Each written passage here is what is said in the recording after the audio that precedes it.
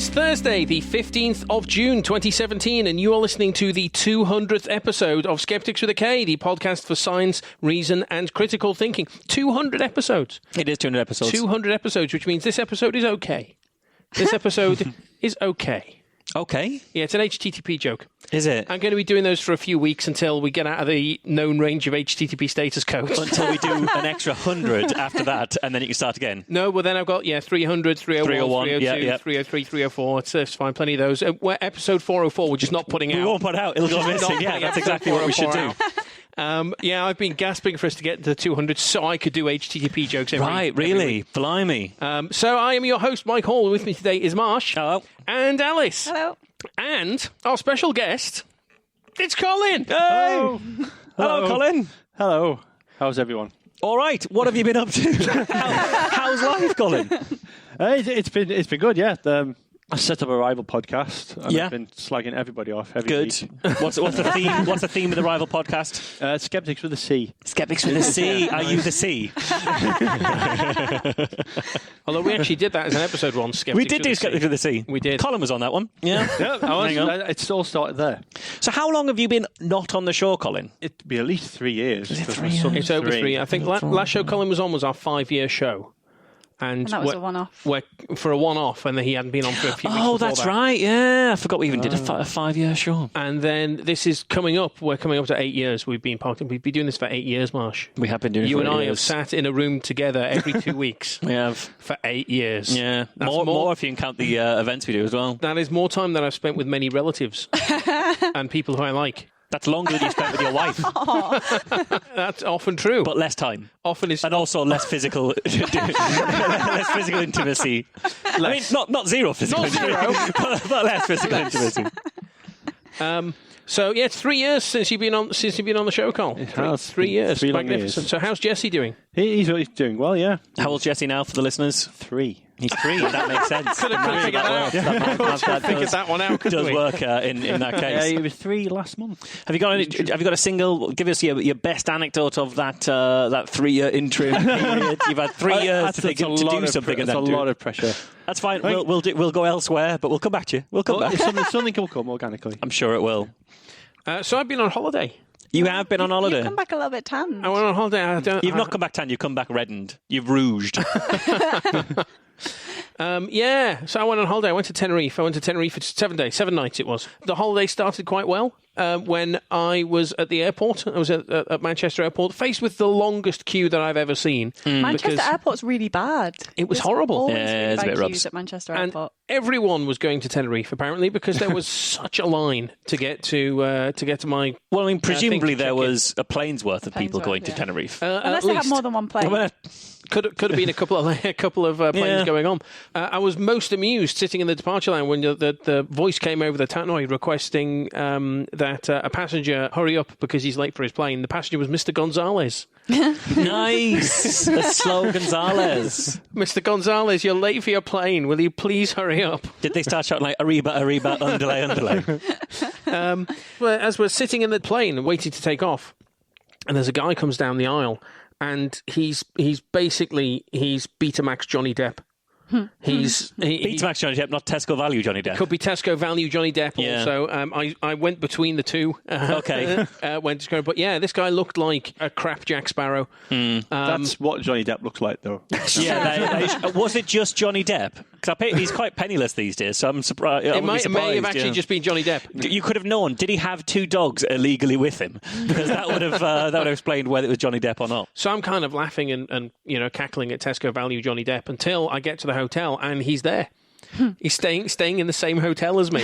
Blimey, nice. Ran into him in a lift and he's like, "Oh, hey, how are you?" I'm like, Did you speak to him on the plane? Surely he wouldn't have recognised No. you from the plane. No, it was just because we were English and in the lift at the same time as him, which is not what English okay. people do in lifts. We ignore each other in lifts. Usually, yeah. But Maybe no, not on holiday. he was like, "Oh, hey," and I'm like, "Hey." So you made a friend. No, You made an enemy. no, tried not to speak to him again. Then we had to deal with the because it was a package holiday. It was an all-in kind of package flight thing. So we had to deal with the speech where they said, "Come down in the morning and we'll talk to you about stuff and we'll give you the spiel, the classics, all the stuff you can do and you can go on." So we went down, and they're like, you can go. There's a submarine. You can go on a submarine. Go down on a submarine. There's a water park. You can go to the water park. There's a drag show. There's a show. Yeah, you got two cars. They got to race each other. Massive engines on a straight strip. There's a drag show, like drag queens, and the guy goes, "But don't worry, lads, there's going to be no funny business." Why do you hang around with homophobes? It's like, what? You went on the last time you left the country. You hung around with a homophobe. That's true. Yeah, That's true. no homo. The worst man in the world who said no homo in response to a compliment about his shirt. Yeah. Apparently I just meet homophobes. It's because when I leave my liberal bubble, I leave my liberal bubble. But they didn't stop there. They carried on after having they then went on to throw out the sexist comment. Gotcha. Good. Of having said, and here is the shopping centre. So ladies, leave the guys at home and just take the credit card with you. It's all nice, fuck's sake. Boring, lazy. It's not even interesting sexism. No. And then the racism out as well, where they go, look out, careful as pickpockets, so look out for black people. It's like, what? Jesus. Slimy. They go, hang on, did they mean look out for black people? Like, if you see any black people, keep them away from the pickpockets, yeah. They said, there's an African man that hangs around outside the hotel, so make sure you got your handbag tight under your armpit when you walk past him. So, what?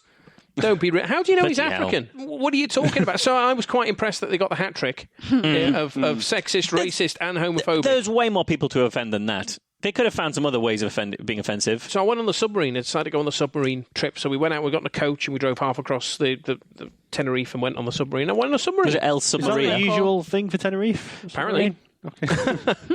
Went on a submarine. It was we got into a submarine and we dived down, I think it was to 30 metres, and sat on the bottom of the seabed and looked out the window at fish going past. Is it dive down or dove down? Dove down. It's dove down. So it's the sort of the fluffy stuff you get. Yes.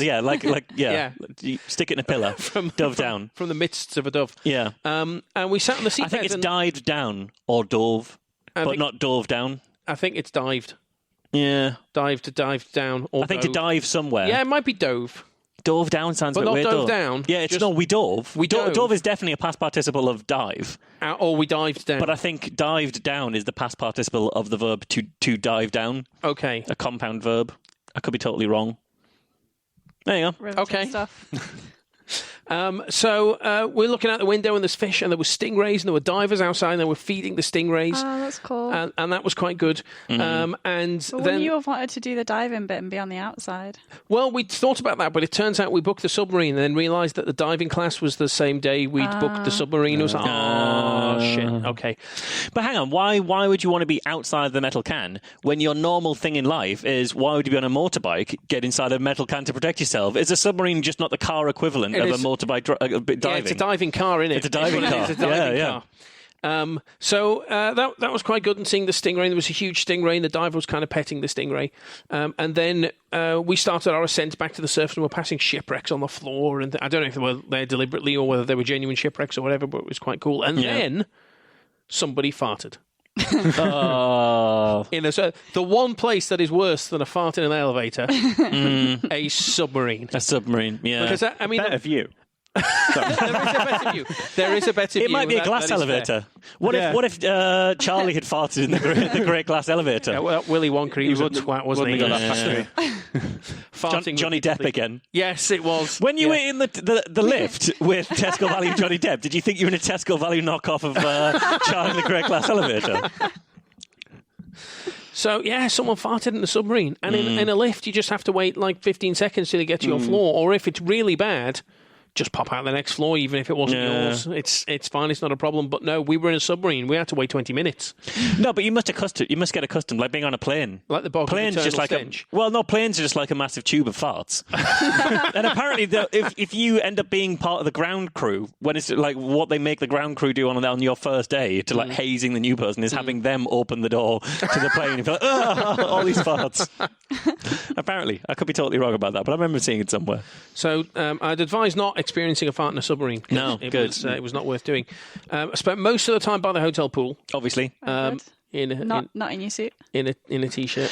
So, do you were? I only found this out yesterday. You were putting pictures up on Instagram of you in t-shirts and There are things. photos on Instagram. I didn't know this because I'm not on Instagram. I don't use Instagram. I'm guessing, Cole, you're not an Instagram man. I feel too old for Instagram.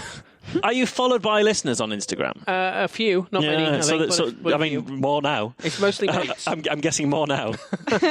If listeners want to see Mike in hats and t-shirts and shades Follow on and grumpy expressions, This content is now available. It is publicly available. it is public. This is People want to see public it. matter of public record. So I spent most of the time by the hotel pool, and every day at 4:00, the hotel arranged a game of water polo. Right. Mm-hmm. Which you didn't play. As you do. Oh Christ, no, I didn't play.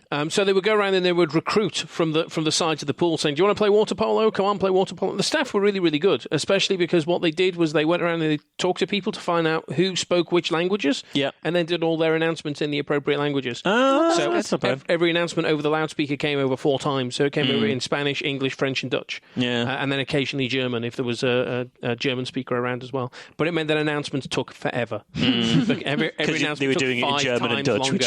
which in themselves take 5 times longer. So they came around and said, "Come play water polo, come play water polo," and I went, "No."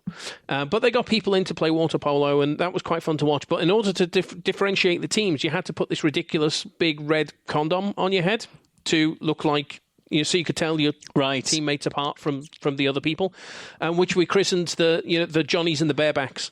Gotcha. Were the 2 teams that were playing until in the highlight of the holiday in many ways, Betamax Johnny Depp was on the Johnny's team. Nice. So I got to enjoy watching him sit there clouting the ball at people who were, because every so often they'd miss the goal, it would go out onto the pool side and clout someone on the back of the head who was unconscious. Didn't clout you? At least eventually they were unconscious. Yeah. No, I escaped, fortunately. I escaped that. The food was fucking awful. What? Food. This isn't just you being British of like, oh, that foreign mug. No, the food. Give me fish and chips or nothing else. Where I couldn't get a single Yorkshire pudding in Tenerife. I mean, I didn't have Yorkshire pudding at any point. No. When was the last time you had a Yorkshire pudding, though? Last week. When was the last time anyone had a Yorkshire pudding here? I haven't had one for a while. I can't remember the last Few Yorkshire months pudding I at had. least. My last Yorkshire pudding might have been Christmas. What? You have Yorkshire puddings at Christmas? On a Christmas dinner, yeah. Why wouldn't you? I'm going to have to Yeah, revoke your British card. You don't have Yorkshire Hang on. puddings for Christmas dinner? Maybe we don't. I mean, I do. I just assume that you would, because it's Why like, would you? because you've got gravy. Why wouldn't you have a Yorkshire You have pudding? Yorkshire puddings with beef, not with turkey. Nobody cares about that. Yeah, I've had Yorkshire puddings with chicken before. Yeah, I do. Yorkshire And pudding pork. with You have chicken. Yorkshire pudding with pork. Not usually. You have Yorkshire pork with apple sauce. And a Yorkshire pudding. A Yorkshire pudding is not a substitute for apple sauce. They're totally different foodstuffs. Like when you're in a restaurant and you say, "I'll have the pork, please," and they go, "Right, Yorkshire or applesauce?" Yeah, it's not one of the. Doesn't happen. Also, You have Yorkshire puddings with beef. we That got- is what you have Yorkshire puddings with. you have it with anything where you. I think roast Maybe potato. roast If you've got a lamb. roast potato and you've got gravy, that is square on Definitely Yorkshire don't pudding have it with territory. turkey. No, that is square Yorkshire pudding. I mean, you are right in Yorkshire pudding territory at that point. The second that you have a roast potato there or mash with gravy, you are it's eligible for a Yorkshire pudding. I mean, I would literally just eat a Yorkshire pudding with mash and gravy. Yeah. I would too. I love Yorkshire puddings. I would have them with anything. But Would you eat You're not the supposed leftover to. Yorkshire puddings with a little bit of milk? What? This was a thing. No, it I wasn't. thought it'd be a thing for you. You grew up in the northeast. A little bit of milk, a little bit of sugar. It's like a shit pancake. Just an oven-baked pancake. Do our American listeners know what Yorkshire Yorkshire pudding puddings is? are? No. Probably They'll know what applesauce is. When though, surely. Katie first came over to the UK, I cooked a Sunday dinner because I quite enjoy cooking a Sunday dinner. I like to make a roast. That's the thing that you like to cook, isn't it? I do. I enjoy making including a the roast. cauliflower cheese. Yes. You love a cauliflower I love cheese. a bit of cauliflower Yeah. cheese. So I sat there and I made Katie a roast. This episode's a real slice of life about Mike. We're getting a real insight into. I mean, this is the 200th episode. We were planning to go along with this one. It could be 2 fucking hours of just could be. an interview with Mike Hall about his life. So I made Katie a roast. I've got a 6-page story here. I'm not even going to get to it. Come. She got all the way through her roast until she had just the Yorkshire puddings left. And then she picked them up between thumb and forefinger with a kind of disgusted look on her face and said, "What am I meant to do with that?" And I'm like, "You eat it." She go, "What the fuck is it?" It's Yorkshire pudding. But what? Just eat it. Could she not have figured out what to do with it? I mean, she figured out what to do with it. It's the same thing you do with everything else on the plate. You attack it with metal implements until it's small enough to put in your mouth, and which you chew until it's small enough to swallow. She still insists on eating them whole with her fingers, though. How do you Well, eat a once they're Yorkshire covered in pudding whole? gravy. They should be too big to do that. Unless you've got shit Yorkshire puddings. Get the little ones. No, because they'll squish down. Yeah, exactly. You're not talking like a big Yorkshire pudding, like a toad in the hole style but Yorkshire like pudding. a proper Yorkshire pudding should be very big and fluffy, and so they're like huge. And you can, but you just once they're soaked in gravy, they squish down. Yeah, they squish on down. That's not messy, though. And also, It does seem very messy. my wife is quite uncouth. You have to appreciate this as well. Are you thinking a Yorkshire pudding should be... Because you get two types of Yorkshire pudding. I know how Yorkshire puddings should be made since I spent a lot of time in Yorkshire growing up because half my family are from Yorkshire. I mean, also, you can make Yorkshire puddings outside of Yorkshire. You can eat cheddar cheese, not in Cheshire. Proper Yorkshire You don't have to puddings- sit in Cheddar Gorge Yorkshire to eat puddings. cheddar cheese. Proper Yorkshire puddings from Yorkshire are quite different to how everybody else eats Yorkshire puddings. They should be huge and dense. Dense? They should be No, quite they should be dense. light and fluffy. So there's two ways. Just going for the small, not the big size ones that you then stick a loads of crap, like you have your entire meal inside of the Yorkshire pudding, just fill it up with gravy. I've done that before. That's pretty good, isn't it? That's That nice. is pretty That's good. A dinner plate size Yorkshire pudding. You put the rest of your dinner in it. They're not as good as as like normal size Yorkshire. But you get the puddings. ones that are fluffy on top, but you get the other ones that are like cavernous. They've got the hole in the middle. So which one do you think is a proper Yorkshire pudding? There's the cavernous ones, the fluffy ones on that are top. sort of fluffy on top, like Fluffy on smoke, top. but dense inside. I always like them dense, but that's because that's how my grandnanna used to make them and my nanny used to make them. Oh, so when you say in Yorkshire, you mean your You mean relatives? proper ones by which whatever your relatives used to do while they lived there, which While could they be lived in Yorkshire. completely wrong. It could they be were nothing taught to do. by other Yorkshire people. Yeah, for a laugh. they were taught wrong for a laugh. They're like, look at these people coming from Derbyshire into Yorkshire. Tell them the shit recipe. Go on, fuck them off. They weren't from Derbyshire. All my family on my mum's side are from Yorkshire. Well, they had no excuse for being taught the shit way. But they taught you that way for a laugh. When you weren't there, None they of my- made lovely ones. None of my family taught me how to cook. I can't cook. No, but whenever you went there for a meal, they'd make the shit ones. And then you'd eat and they'd be like, oh, God, she's eating it. I can't believe she's eating it. I thought she'd figure this out. So the food was shit. Good, right. Why was it shit? No Yorkshire puddings. Right. They had some porridge there for breakfast. That's fine. Big bowl of porridge. You don't want porridge in hot weather, though. I don't think you want porridge in hot weather, but also a big, lovely bowl of porridge with a skin on top because no one was eating it, and a little label on it that said porridge. Yeah.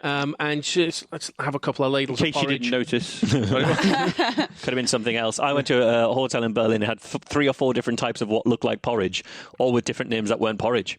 Well, Never tried them. Turns out it was something Yorkshire else. porridge. It was rice pudding. Rice Oh, pudding. nice. They labelled it porridge. I'd rather have rice pudding than porridge. I mean, I was up Likewise. for rice pudding. That wasn't the problem. The problem was that's not fucking porridge, mate. American listeners, they know what rice pudding is. I don't know, maybe peculiarly British. My favourite thing was on the last day we were there. They had mash and peas.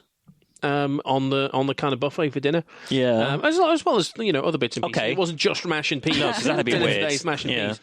And I'm standing there while this elderly gentleman comes up and kind of catches the eye of one of the chefs and goes, "Excuse me, do you speak English?" And the chef kind of went, "No," and he went, "Okay." And he's there with his plate covered in mash and peas, and he kind of looks at the guy and he goes, "Sausages." Sausages. The guy who doesn't speak English is just go, what? What? Just kind of looking confused at him. The old man just keeps going, sausages. Was the old man a dog from the 1980s? Like, I've got my mash, I've got my peas. I need sausages. Who eats sausage, mash, and peas? Elderly men. Peas was there gravy on there? I mean, presumably he didn't want to go as far as gravy before getting his sausages. Right, yeah. Because I could go sausage, mash, and gravy. That's not bad. Well, bangers and mash, isn't it? At that Yes, point? bangers and mash. It's all right. It's not standard cliched British food. Yeah. Throw a Yorkshire pudding on that as well. I'd be quite You're happy not allowed. with that. Not allowed with that. Yeah. You're allowed Yorkshire pudding with sausages because that's basically what toad in the hole is. You have the weirdest rules, Alice. You have the weirdest rules. Sausages. Sausages. With a quizzical tone. I'm enjoying the quizzical tone you're putting into And that. I like the, do you speak English? No. Okay, well, I'm just going to say the English word anyway, but slowly. Did he say it louder as well? Well, no, he was quite delicate with it, but it was just sausages. Well, you want to force the issue if they don't understand what you're saying. just keep... He thought, well, you don't speak English, but if I try hard enough, I can teach you. He thought, right, lesson 1, sausages. So that's my holiday. Alice, you've been back to I've been kind of on a little holiday as well. I've been home to Derbyshire? Derbyshire for a week, which has been really nice. some heavy Yorkshire puddings? Some heavy Yorkshire pudding. I didn't have any Yorkshire puddings whilst I was there. I had lots of... Didn't you go to Yorkshire while you were away? I did, just And you for a didn't have a day. Yorkshire pudding? No, because my nana's got story Alzheimer's is just disease. falling apart. My nana's got Alzheimer's disease and can't cook anymore, and my step-granddad is Scouse. You could have made... Someone could have made a Yorkshire pudding. Your Scouse step-granddad could have made a Yorkshire pudding. I can make Yorkshire pudding. I don't think I can make Yorkshire pudding. He was going to make us... How? They're not super hard. It's kind of flour, bit pepper, make a little well in the flour, stick an egg in it, slowly mix the egg in a bit of milk. See, I knew as you're sort of whisking the egg in the milk. As you're whisking the egg in the milk, you sort of bring in a bit of the flour from the edges as you go until you've folded all of the flour into the egg and the milk. And you've made it. It's like a pancake batter, basically. Well, and then you With a bit need more to put pepper it in. in super hot oil, so you need to heat the oil up in the oven first. And also in a Yorkshire pudding tin. Yeah. That's a crucial ingredient. That's a lot of work. I just get frozen ones. Yeah, you get those Aunt Bessie's ones that are totally solid. They're really shit. They're solid when you get them frozen. You put them in the oven, they come out even more solid somehow, but like a crunchy solid rather than a frozen solid. Sorry, you were saying. So I went to Derbyshire. I took Lupin down to Derbyshire, my dog, my absolute dickhead of a dog. So that was great fun. He actually, so we got the train down. And I had lots of luggage, which was a nightmare. And on our way to get onto the train, Lupin's recently learnt how to wee outside like a grown-up dog. like a real dog. like a real dog. In fairness, when you say he's only just learned to wee outside, you have a setup but where his weeing inside isn't disastrous. No, he's got a litter tray at home. Like not a real dog. Like a fake dog. Yeah. Because we live in an apartment and we don't have a lift and we are 4 flights up and it's And you not don't want fair your dog pissing on the floor. on his little legs. Yeah, and we don't want him to piss on the floor. So we have a litter tray inside. But recently he's learned, it used to be that you let him out for a wee and he didn't understand what you were asking of him. He didn't understand that he was allowed to wee outside because he's always been trained to wee on the litter tray. So now recently he's learned how to wee outside and he's been scent marking everything. He's obsessed with weeing on things. You can't walk more than 10 minutes without him stopping 15 times. He's really got the hang of it. But on our way to the train station, he saw what was propped up next to the train as we were getting on was the disabled ramp and decided that was a suitable thing to scent mark. So peed on the disabled ramp. Oh, what a little dick. He's a little bellend. He constantly does... What is it with your ableist dog? Is he a fucking Tenerife tourer? He's just a dickhead. Last time we went for walking around Delamere Forest, kind of us and loads of our friends, and we took the dog. He could piss on stuff then, but only from one side. Yeah, has he learned to piss in both directions now? He only lifts one leg. He only does his left back leg, and if he's at the wrong angle and wants to wee on something, he has to turn all the way around so he can do his left leg. So we need to teach him bilateral symmetry. We need basically to teach him that. So I took him down on the train. And he was relatively good on the train until somebody else got on with a little tiny dog in a little tiny basket that they didn't want to let out of the basket. So he was like desperate to He didn't scent mark the basket, did he? He didn't scent mark the basket. No. But I then had to like hold on to him really tightly the whole way, which wrecked my shoulders. And then we had some nice walking on a little canal. Took him for a really long walk along one of the local canals, which was really nice. And then thought, she's behaving quite well, and he's quite tired. We've been walking for a while. The sun was it was nice weather, and so he was getting too warm. He gets tired when he's warm. So I'll let him off the lead, see if he can run around like a real dog. Straight in the canal. Of course, he went straight in the canal. So I saw him disappear into the canal. He'd been walking a bit ahead of us, so I'd seen him disappear into the canal and got there and realised he'd gone into the canal down quite a steep little inlet where other dogs must have gone in and out of the canal. And then he'd wandered up the canal a little bit and gone to the high bank area. I couldn't figure out how to get out again. So he was kind of popping his little head over, trying to figure out how to climb up this really steep. So I had to climb halfway down into the canal to coax him back to the path, to get him back up the path. So I had to put him back on the lead after that. What else did we do? We went to see my nana in Yorkshire for the day. She's got quite bad Alzheimer's now, so we took her out for lunch, which was nice and interesting. She's constantly asking the same question over and over and over and over again. So you have to. Was that question, why does the dog keep pissing on me? We've just got a dickhead dog. He's an ableist dog. We didn't take the dog to Yorkshire because I didn't think my nana would like Lupin. She doesn't remember Lupin. She has met him before. She doesn't like him. Yeah. Last time she met Lupin, she spent the whole time saying, but whose dog is it? Whose is the dog? Whose dog is it? And that was a couple of years ago, so she's now considerably worse. So, but it was a nice day, and we had nice ice cream, and it was absolutely pissing it down in gale force winds. Nice. Fun. And then I've spent the rest of my time in Derbyshire learning how to drive. Because you sound worried about that. You should be very happy about that. You're annoyed that she doesn't drive. Yes. So why are you annoyed that she's learning to drive? No, I'm just annoyed at what's coming next, which is Alice slacking off cars, even though they are objectively the best way to drive. It's weird. It's very weird. I've been on two wheels for 11 years now, so I'm very used to being on bikes and scooters. And Segways. No. Okay, because they're also two wheels. I've never been on a Segway. I've been on a Segway. I know. A bit I'm shit. not. You fell off a Segway. I did fall off a Segway. I was driving it too aggressively. We were racing Segways on a time trial thing, and I was driving it way too aggressively. So you crashed? I crashed I've a never Segway. crashed the bike. No? I've come off the bike, but I've never crashed the bike. I mean, I was going about 6 miles an hour. Yeah. I think you'd crash the bike if you drove it at 6 miles an hour the entire time. Well, both times I've come off my bike, I've just dropped it on corners, so I've been probably travelling about 6 miles an hour at the time and just lost balance. Oh, that must be quite funny, though. Just going around a corner really slowly, just... Kunk. Yeah. Actually, that happened to Nicola when she was cycling once. She didn't know how to bump up a curb.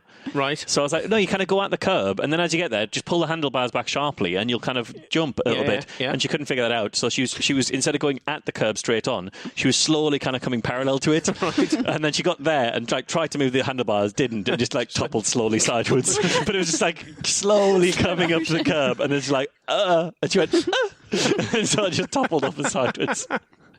Oh, it was amazing. So how's learning to drive going then? It's so hard to describe if you're used to being on two wheels and then getting into a car, but there is nothing comparable. Apart from the fact that the gears work in broadly the same way, the clutch is broadly the same, the bite point, all of that is broadly the same. You've got a combustion engine, you're travelling at relatively the same speeds, obeying the same laws. Yeah. Apart from all of that. All of those things. Physically, everything about it is different to being on a bike. You're just in a really big full-body crash helmet where the visor doesn't flip up. I felt less safe because I couldn't hear anything that was going on around me because I'm used to being on the outside of the vehicle, so I can hear, as well as being able to... If you were on the outside of the car, that would be much less safe. It'd be way less safe. So normally I can hear when somebody's around me, I can hear traffic around me, and I can adjust what I'm doing based on sounds. If I know, if I can hear somebody coming up to a junction or somebody driving aggressively behind me, even before I see them, I know what's happening. I've got a completely different awareness to being inside a car. Normally I'm wearing protective gear. It feels very weird travelling at speed. The car is the protective gear. I know, but it just feels, physically, it feels bizarre. Like every time I go at that speed, when I'm in control of the vehicle, I would be wearing a helmet and leathers and boots and gloves. You can still wear that. That is true. There's nothing stopping that. But no one has ever gone around a corner in a car too slowly and fallen off the car. I wasn't going too slowly when I dropped my bike. Both times it was bad camber rather than going too slowly.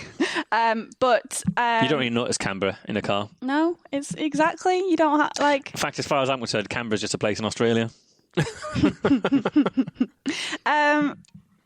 You're not aware of road surfaces in the same way. You don't need to be. You still need to be. Not really. It still can be slippy on certain road surfaces. Yeah, but you've got 4 wheels this time. Yeah, and you're not 3 inches from death. Less of an impact, but it still does have an impact, and you're less aware of that. Because you're aware of it to the exact degree you need to be, which is much less because you're miles safer. And then the other very bizarre thing is just perception, and it's much more active. Riding a motorbike, you're much more actively involved in it. I never steer on a motorbike. I would just lean my body rather than using the handlebars. Right. So suddenly I have to use the steering wheel, which is a new thing. I'm sat on one side, so my whole perception of the size of the vehicle is completely different. Skewed. A motorbike, Sure. it's basically me. It's the same size as me. I'm sat right in the centre of it.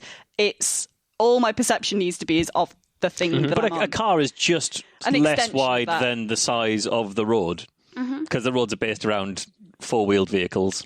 Yeah, Or but like I 18 can't with see vehicles. it. I can't see that side of the car. You don't need to.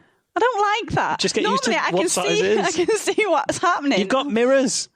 yeah, Use mirrors. yeah. That's what they're But for. you still can't see the front end of the car. You just get used to it. Well, yeah, eventually. Yeah.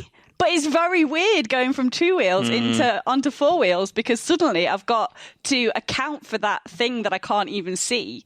Whereas normally, like, I can see the whole bike. I'm aware of everything around me. I feel much more in control of everything around me. Whereas in a car, you've got to take account of that thing you can't even see. Yeah, that might I'm not hit even that might hit that curb that you can't even see. Yeah, I'm not even convinced I know what the back left corner of my car looks like. I think it's scraped. I think those two facts might be related. I was terrified driving in Tenerife. Not that I was driving personally, but when I was in a coach or whatever, driving along, because we come up to a roundabout and they go, "Oh, he's going round the roundabout, the walk away." We're going, "Oh, no, it's fine here." They drive on the other side. Yeah. Because you don't spend a lot of time in places that drive on the other side because you don't travel much. Well, I've been to America several times. Yeah. I've been to America four times, I think. 5 times I've been to America. But every time, it's like, well, they don't have roundabouts. They don't have roundabouts. So it's not a problem. So driving through Tenerife, and I just didn't get used to it. Like 30 seconds later, oh, it's a roundabout. Oh, he's going the wrong way. Oh, no, it's still fine. It's fine. It's okay. It's not a problem. My dad always does that whenever we go to France. He comes out of, if we go on the Channel Tunnel, he'll come out and immediately drive on the left, and it'll take him a little while to realise he's supposed to be on the other side of the road. I've done that coming out of car parks in England before, and I've never driven in any other country. It will cross my mind. I go like, what side of the road am I meant to be on? Oh, shit, it's the other one, isn't it? Yeah. It doesn't happen often. Yeah. Meant to drive on the left, which is right, not the right, which is wrong. Yeah, exactly. I'm sure our Australian listeners will back me up on this. They will. And any listeners we might have in India. I think they're on the left as well, aren't they? Don't know. Cyprus, they drive on the left. Yeah, anyway, the big British influence. Everywhere else, it just drives the correct side.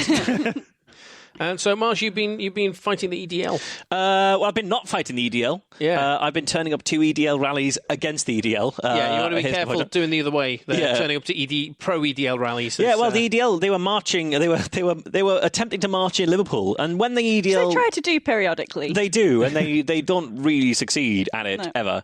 The last time they didn't make it out the train station because as they tried to step foot out the train station, people kept throwing bananas at them. That wasn't the last time. That was the time before. Was that the time the before? The last time they managed to seriously injure a bystander by throwing a missile. Oh, did they?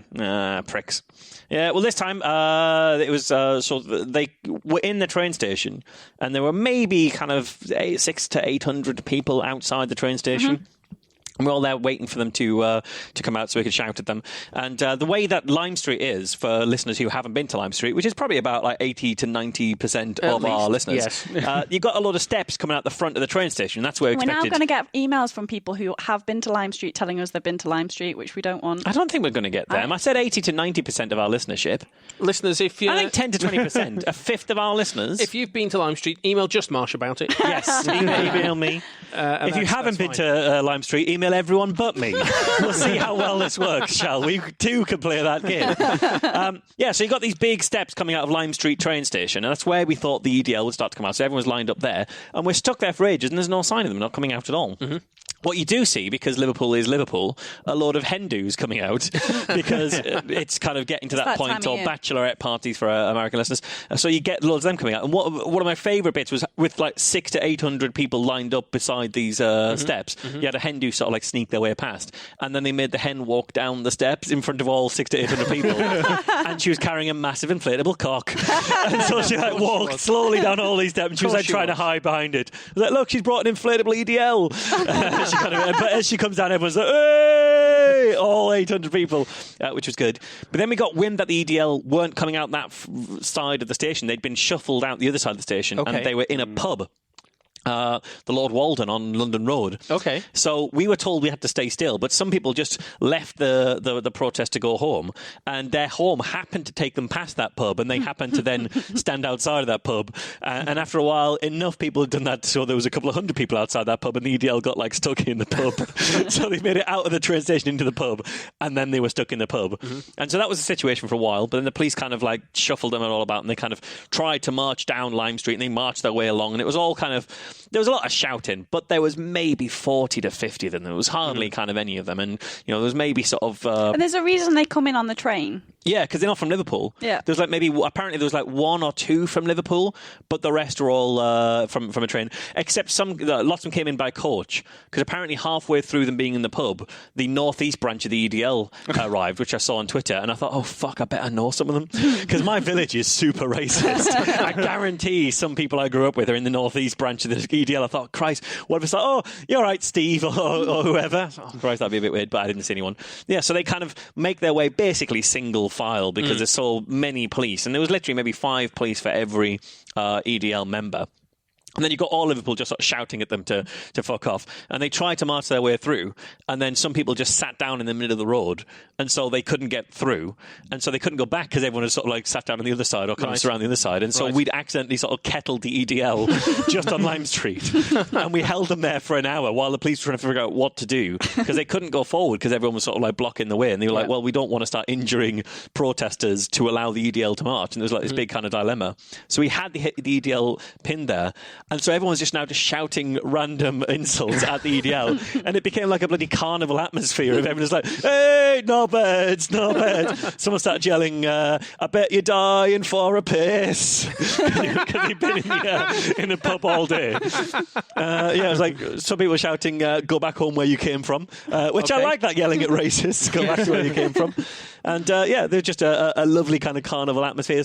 Some people were waving bananas at them. Yes. And kind of oh, you remember these? I'm given to understand, and I don't know if I'm stealing the punchline of your story here, but as they fucked off, people started shouting at them not to forget their luggage. Yes, don't forget your luggage, because last time they were here, they got strapped in they hid in the lost luggage with the shutter down to protect themselves. Yeah, so don't forget your luggage. That was one. As they were being shuffled back, because after a while the police were like, right, they're not going that way. We'll just turn it all around and come back again.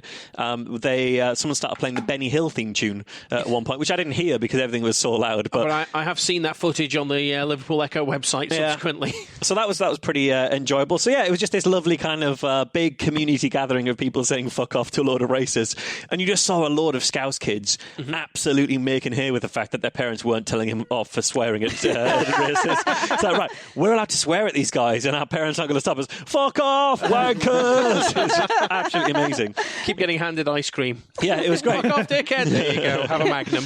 Yeah, so it was a lovely old day in Liverpool. It made me sort of proud to be here in Liverpool, where we reject the EDL. We're having none of it, really. I like a Magnum, but it occurred to me recently that it's just a chalk ice on a stick. It is a chalk ice on a stick. But it's knobbly, isn't it? Some of them are. Or is that a Depends feast? on the A feast is definitely knobbly. Depends on the Magnum. But it's a Magnum's kind of it's a luxury, it's big, it's luxurious. It's a chalk ice. It's a chalk ice on a stick. Chalk ice on a stick. Yeah. How have I not noticed this? Not even before? sure the stick has a joke on it. No, it doesn't. Short change. It doesn't. It's got a Magnum logo. One of the most popular ice creams in Australia is called a Golden Gay Time. Okay. Genuinely true. I didn't have a Golden Gay Time while I was there. Okay. I was told about a Golden Gay Time and never had a chance to have one. Isn't that a lyric from the Flintstones theme tune? It was, yeah. We'll have a Golden Gay Time. I'm not used to this anymore. It's been so long since I've been here. I cannot get used to it. There's microphones on the headset. There's no just microphone in front of your face on anymore. the table. No, we've gone high tech, man. Yeah, there's no dinosaur wallpaper. We've got no dinosaur wallpaper in Mike's office. Crime-solving shit going on. Billions of post-it notes. That's literally a joke for the four of us here. No one else can see that because it's intellectual property. Yes, and I can't even post a photo because it's like company property. Could you start linking something together with red string? Possibly. Yeah, that'd be good. Do it before we get Emma on the show. That's true. Like that, some crime-solving stuff for Come a claw. So you're out of the podcasting groove, Colin? Is that what it is? Yeah, you're just sitting here being entertained, quote unquote. I barely listened to any banter. recently as well. You don't even listen to the show. I haven't for a while. We're having you back on. You don't even listen. What the hell, man? Shame. I'm not going to get any of the jokes. We're losing listeners. Alice didn't listen before she joined. You don't listen since you've left. What is it with you guys having no commitment to this enterprise? To be honest, even when I was on it, I had difficulty listening just because it's my voice. Oh, you mean? Oh, sorry, listening back. Yeah, or just even when I was in the room with you guys, I find myself zoning out. I just couldn't be asked to tune in. Well, there's one in-joke you're definitely going to get, Colin. Sausages. Sausages. Yes. Sausages. Sausages? Sausages.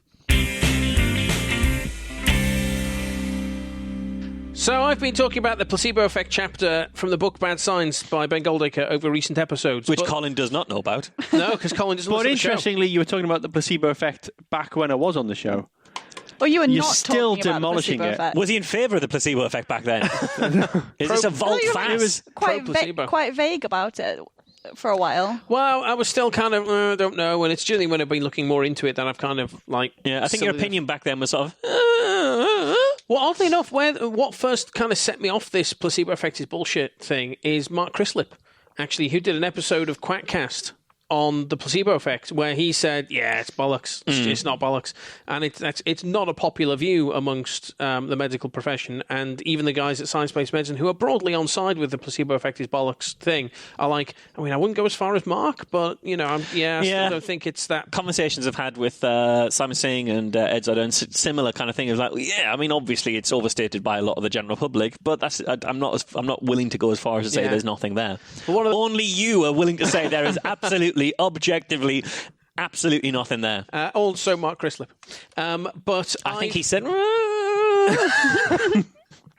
I listened to that episode of Quackcast before we set up Merseyside Skeptics, or while I was still kind of like figuring out the skeptic community. One of the things that I did was I joined the Skeptics forum and was chatting to people. And I said, no, placebo. This really is slice of life of Mike Hall. I gone, it's all bollocks, isn't it? And just got completely dismembered by the rest of the forum from people going, you know, who the fuck do you think you are? And there's this effect and this effect and this effect and this effect. And here we are.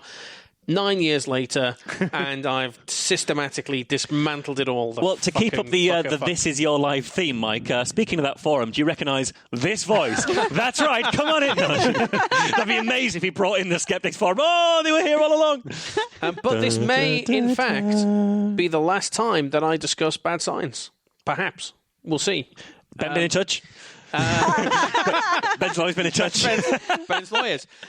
Because in coming to write my story for this, the 200 OK episode of Skeptics with K, I realised that Skeptics with an OK. I have covered more or less everything. Right. From Bad Science. From the placebo chapter. From the placebo chapter. From Bad Science, it says, quote, I have corralled some of the best data on the placebo effect into one place, and the challenge is this. See if you can come up with a better explanation for what is, I guarantee, a seriously strange set of experimental results. Is that what it says in the book? That's what it says in the book. And I seem to have taken that as a personal because then Ben starts to talk about what he considers to be the creme de la creme of research into the placebo effect, with a challenge saying come up with an alternative explanation. So the other day, I started at the top and started working my way through. And we've covered pretty much all of it in detail now. Nice. We've talked about different coloured pills, injections versus capsules, branded packet versus unbranded packet, fake analgesics, fake operations. We've done all of it. There's only one major section, aside from there's a few throwaway lines here and a few throwaway lines there, but there's only one major section that we haven't actually covered in depth. So guess which part of Bad Science I'm talking about today. This paper, this is from Bad Science. 84 female room attendants working in various hotels were divided into two groups. Are those attendants of female rooms? Yes. One group was told that cleaning hotels is good exercise and satisfies the Surgeon General's recommendations for an active lifestyle, along with elaborate explanations of how and why. The control group did not receive this cheering information and just carried on cleaning hotel rooms. 4 weeks later, the informed group perceived themselves to be getting significantly more exercise than before and showed a significant decrease in weight, body fat, hip-to-waist ratio, and body mass index. But amazingly, both groups were reporting the same amount of activity. Was it just a really long explanation? When they were told that they were getting all this exercise, that they lost weight. They started developing some sort of wasting condition while they were sitting there listening to them go on about it. The citation in But they were room attendants before the explanation. Yes. And continued to be after the explanation. Yes. They continued to do exactly the same thing. Come to that. They continued to attend rooms. They did attend rooms. The citation in Bad Science for this claim is Crum et al. 2007. Crum et al. Crum et al. Which the god out of Conan the Barbarian? Crum et al. The mighty Crum et al. 2007. In a paper titled Mindset Matters, Exercise and the Placebo Effect, which was published in the Journal of Psychological Science. Ben Goldacre's description of the methodology of the study is pretty reasonable. 84 women who worked as room cleaners in hotels were recruited for the study. They all That was 84 women, not 84-year-old women. No. Okay. No. Because that would have been totally different. Yeah, also not women when you're a 4-year-old, generally. They all worked 32 to 40 hours a week and cleaned approximately 15 rooms a day. Each subject was given a self-reported questionnaire to fill out, where they were asked to self-report their levels of activity. They also included several baseline physiological measures such as waist-to-hip ratio, body mass index, blood pressure, weight, and body fat percentage. On the self-reported questionnaire, participants were asked whether or not they exercised regularly. They were asked to rate on a scale of 0 to 10 how much they exercised, and they were asked to describe how they exercised. Did they go to a gym? Did they walk to work, etc.? They were then split into 2 groups. The first group were told that it turns out the work you do cleaning each day actually counts as exercise. Gasp, shock, many surprise. And so they're getting more exercise than they actually thought they were. Okay. The second group were not told this and were just left to clean hotel rooms. Right. So you've got 2 groups. I think it's 44 in the group that was told stuff and 40 in the group that wasn't. The group that was told stuff was told, did you know that when you're cleaning hotel rooms, it satisfies the Surgeon General's recommendations for an active lifestyle? So you actually have a more active lifestyle than you think. Right. That doesn't follow, though, necessarily, does it? Could it not? I mean, you're going to come to the flaws are, but you'd imagine if I cleaned 15 rooms a day and came home knackered at the end of my shift, you might I'd be think thinking, I feel pretty active. Yeah. And then when someone said, do you know that how you feel pretty active? You actually are pretty active. I'd be like, all right, yeah. That makes perfect sense to me, what with all the activeness and the tiredness. There are some measurements here, which we'll come to. So the results, the informed group were told that the work counted as exercise, and they rated the amount of exercise at baseline as 3.76 on a scale of 0 to 10. The control group, who were just left to clean hotel rooms as they were, they rated their level of exercise as 3.17 out of 10 at baseline. So 3.76, 3.17. Quite a difference between those two, actually, but I don't believe it's statistically significant. And, of course, we're only comparing within groups, not group to group, so it's not that big a deal. After 4 weeks, the control group said that the amount of exercise they were getting was about the same at 3.21. Which is not a significant difference. But the informed group, who now know that just doing their jobs counts as a workout, they now rated the amount of exercise they gave as 5.74 out of 10, which is a statistically significant increase with a p-value of 0.001. Yeah. Which would make sense if you've gone from thinking, I never go to the gym ever, to I do some activity every day. Yes. Yeah, it's equivalent of saying in your job that you might walk to work, but do you know that actually walking around the office adds an extra 20% to the amount of distance that you walk every day? I must be walking 20% more. Yeah. How much more do you think you're walking? 20%. Yeah. The informed group also had significantly, by which I mean statistically significantly, lower mean weight, body mass index, waist-to-hip ratio, and body fat percentage, although this was barely significant. It was significant, but only just. And they had lower blood pressure than they had at baseline. None of which is actually particularly a surprise, because the informed group went from saying they were a 3 out of 10 to a 5 out of 10, and they lost weight. Well, of course, if you go from being a 3 out of 10 to being a 5 out of 10, you're going to lose weight. Not if your activity hasn't objectively changed. Well, this is the rub. The authors asked their boss, are they working harder? And their boss went, no. And therefore, it is the amazing power of the placebo effect making up the difference. So self-reported by the boss? Yeah. They think they are exercising more and they are losing more weight, even though they are not exercising more because their boss said they're definitely not. But their boss wouldn't see them in a room cleaning. No. They'd know that they clean the same number of rooms, perhaps. They clean the same number of rooms? But they might be cleaning them more vigorously. They might be. And they might be putting some music on and dancing around so they get a proper workout. Because they're thinking this is my workout time, actually. But also, if you clean, on average 14 to 15 rooms a day, and then when you're told this is actually quite a good workout and you're doing 15 to 16 rooms a day, is your boss going to notice that you're... You're adding one extra. That you're adding one extra? I'm not really convinced that they necessarily are.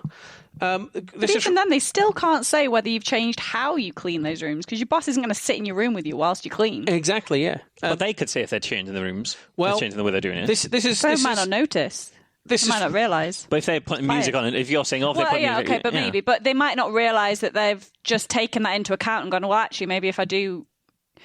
People can not realise that they've made a slight change in how they do things. Yeah, I think you're exactly right on that, Alice. The paper says it is assumed and was later confirmed by the hotel housekeeping manager that the workload of room attendants remained constant on the 30 days prior to and the 30 days during the study. Therefore, if there was no increase in reported exercise outside of work, any increase in perceived regular exercise, perceived amount of exercise, or perceived workers' exercise must be assumed to reflect a change in the mindset initiated by the intervention and not due to an increase in actual exercise. But that's bollocks. It is bollocks. You can't possibly say that for certain unless you really control for that, and they've not controlled for it. Or perhaps it might be the case that they were just doing more exercise, like they said they were doing. Maybe that is the cause of their weight loss. The paper insists not. No, however, they say one interpretation of our results would be that they were mediated by a change in behaviour. The data collected in this study do not support this conclusion. As mentioned, the room attendants did not report an increase in exercise outside of work, nor did they experience any increase in workload over the course of the study. In addition, the studies reported their food habits had not changed over the past 30 days. Thus, neither increased exercise nor decreased calorific intake was reported by the subjects. But it's all self-reported. It's all self-reported, and I think it's premature to rule any of that out. Yeah, your diet might change. You might not. You might just suddenly be more motivated and think, well, actually, if I'm doing quite a bit of exercise, I'll just eat a bit healthier. And it might not even be as conscious as that. It might be you just feel more motivated. You feel a bit healthier, so you start acting a bit healthier. You might have underreported your calorie intake because you were a bit ashamed of it early on and then reported it accurately later on. But actually, because you were underreporting more, now you're eating more healthily. They actually come out the same number, and it's there's a huge amount. So the criticism here then is that this is not by any stretch conclusive to say placebo makes you doing the same thing will lose weight. It's saying that this is fuzzy and vague enough in its way of measurement that we can't really draw a firm conclusion because it's not well enough conducted. Yeah.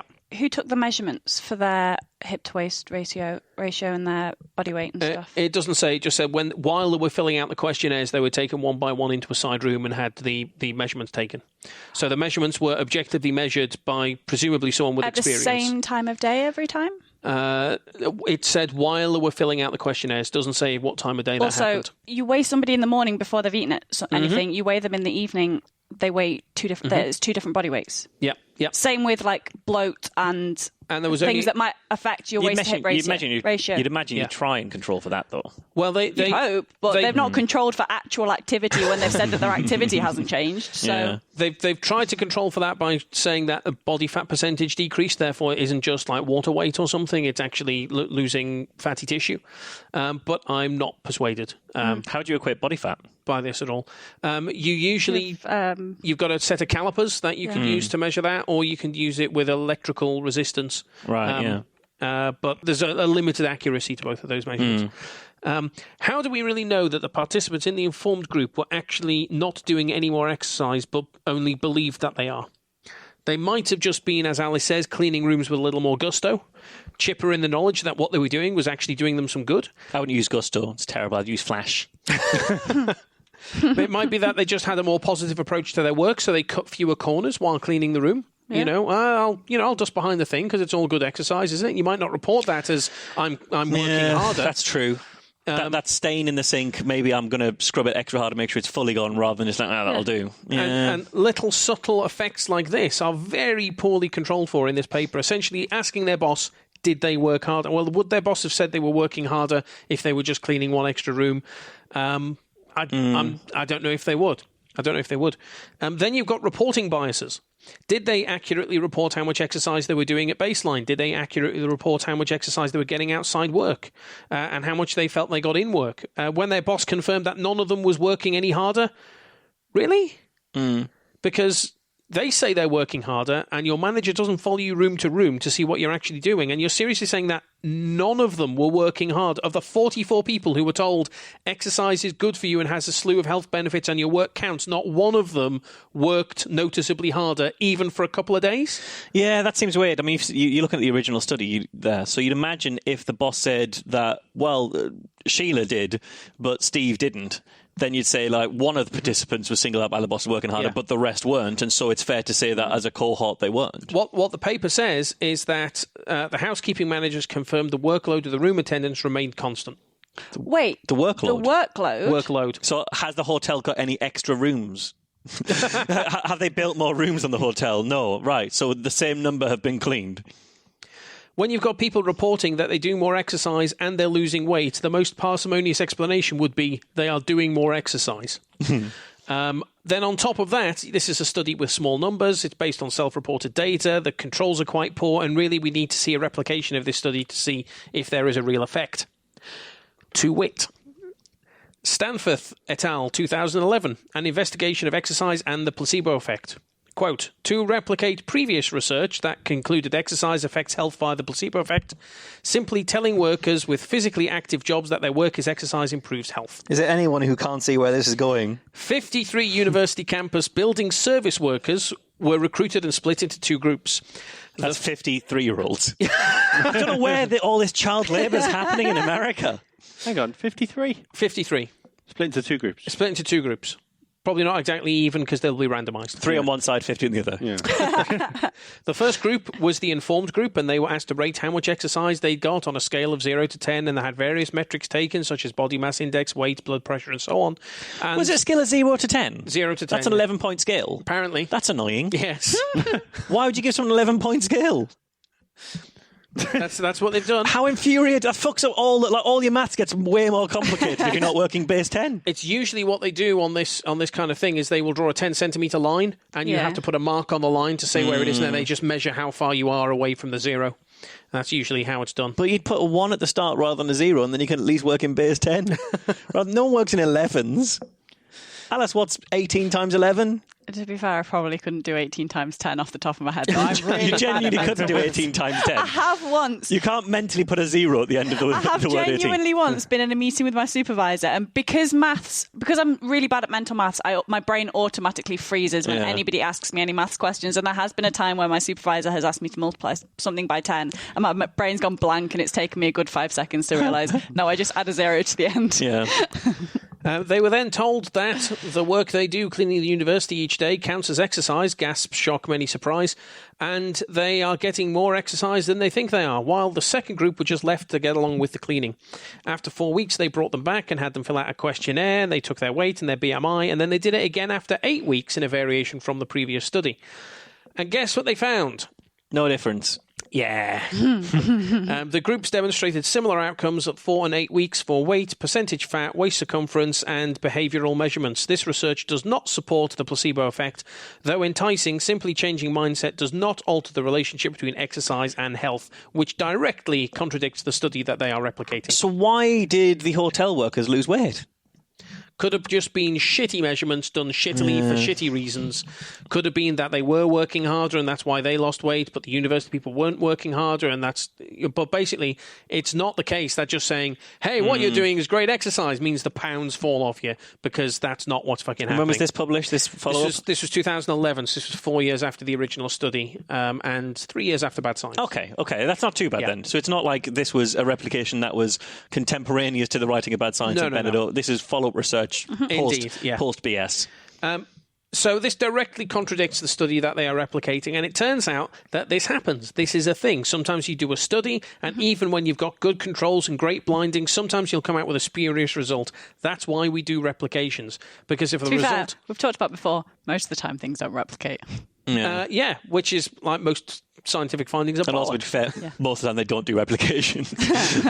But if a result is replicated a few times with different clinicians and different patients, there's a greater chance that it's not actually a spurious result. Different 3-year-olds, different 4-year-olds.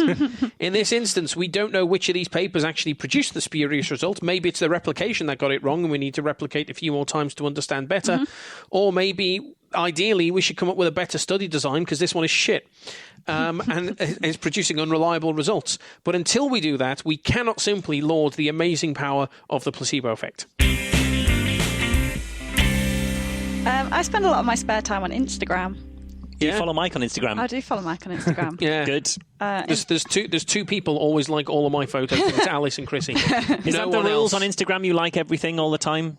It's It's like good etiquette, just like I don't know. Maybe it's depends just on the me. person. I don't know. I like all of Mike's photos. I Why? like his photos. What's that shit? If he puts up something properly shit, would you like it? If it was a shit photo, it wouldn't go up, mate. It's just not going That's just up. the level you've got. Yeah. Yeah, no filter, high filter, extreme filter. It's either a good photo or a good caption. Gotcha. Okay. He has posted some shit photos of like, this is my tea, but it's Yeah, but that's classic Instagramming now, though, classic isn't it? Instagram, and he puts a funny caption under it. Is So. that the early days when, what do I do with this? This is my tea. Yeah. I think your first photo was your dinner. It was. Was it Yorkshire pudding? It wasn't. Yeah. It was a chicken lasca. A chicken lasca. I quite enjoy making a chicken lasca. I went through a phase of making chicken lasca every 3 or 4 days and just having that for my dinner until eventually I was like, I'm bored of this now. chicken I've lasca. not had one in months. But it was classic Instagramming, I thought. I put it up on my niece, who's 11, who also uses Instagram. It's like, nobody uses Instagram for their dinner. What are you talking? And it's only because like she's 11, and so She doesn't make it in it. People don't cook dinner. people don't cook dinner at that when age. they're 11. And I'm going, Do you ever Instagram your dinner, Alice? Sometimes. Because you don't cook dinner. It's usually when it's been cooked for me Yeah. and it looks nice. I'm sitting there going, what are you talking about? Everyone Instagrams their dinner. It's classic Instagramming. It's what Instagramming was made Mike, for. you're in a social media bubble. And she's going, don't be rich. She's rolling her eyes at me, genuinely looking. My 11-year-old niece genuinely looking down on me for Instagramming my dinner. You don't understand the youth and their social media, don't. Mike. This is why I you thought don't. Jeremy Corbyn would lose. I'm out of touch. You are out I'm of touch. out of We haven't touch. mentioned the election. No. He did lose, though. Well, he did lose. That's true. Yeah, that's true. Lose worse. Lose badly. It was an impressive election because literally everyone lost, Yeah. which is including the country. Yeah. But it was literally The everybody country lost. didn't lose as bad as they could have lost. I No. agree. Yeah. But UKIP did. Yeah, they lost about as well as they could have lost. That is true. That was funny. Until Farage comes back next week. Yeah, that's a good point because Nuttall's gone and he's off to Yeah. be a bin man or something now, isn't he? Whatever. Astronaut, I think he You said. know, he's going to pretend to live somewhere. What I like about Liverpool is as a city, we're generally very supportive of people from the city. Yeah. If you're an actor Unless they're from the meths. city, we fucking love you. If you're a footballer from the city, we fucking love you. We're really proud of Scousers who go out there and do good in the world.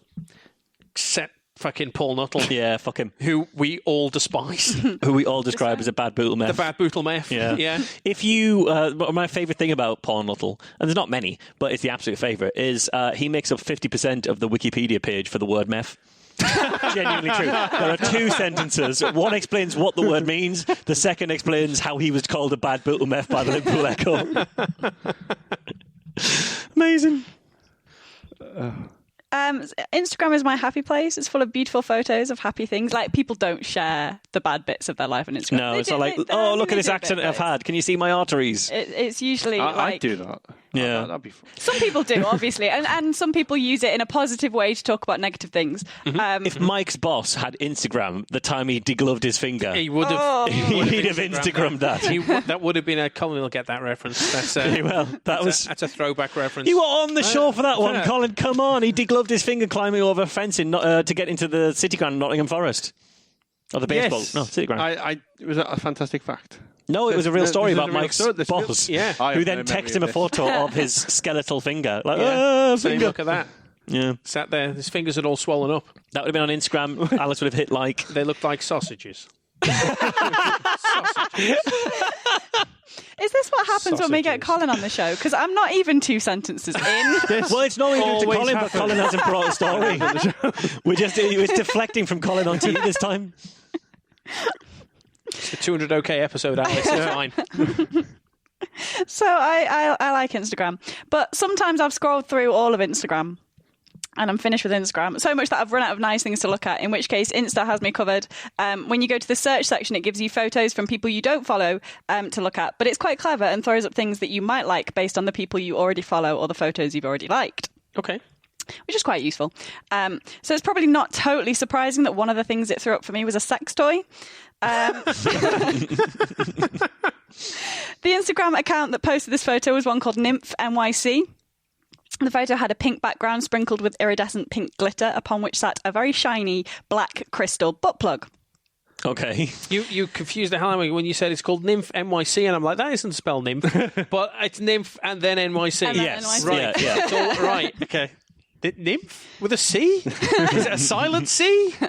and an invisible M. I'm glad that's the part of this that you got off board with. You're like, no, that bit seems ridiculous. Butt plug is fine. No, That's not a black problem at all. crystal butt plug. Black crystal. Crystal seems like a weird choice there. Or does it have woo powers? Well, let's find out. The caption read, when it comes to very deep emotional healing, black obsidian... How deep? I mean, bear in mind the entire time I read this that this is about a butt plug, because this is a great caption. Okay. Did you like this? You hit like for the caption? I didn't, because I didn't then want loads of woo stuff coming up on my feed. Yeah. When it comes to very deep emotional healing, black obsidian is definitely one of the strongest soul cleansing stones. Apparently that's where your soul lives. It continued, black obsidian resonates with the root chakra, which is why the positioning of origin, presumably the name of the product. Yeah, I hear that's a few inches in when it comes to men. I think that's where the root chakra is. If you bought that, I've heard. Would that be grounds for getting your money back? If it didn't actually resonate physically. Well, they'd tell you that it resonates because, like, quantum stuff. Yeah. What like if it resonated at the wrong resonates. frequency? Like it's someone else's frequency. Well, that's going to help. That's not going to help your ass like chakra, twice a is week. it? No. You know? Twice a week except on Thursdays. Nobody wants a bad resonance in their butt chakra. They don't. So they say black... I mean, when it comes to that stuff, frequency is what you want from that whole area, generally.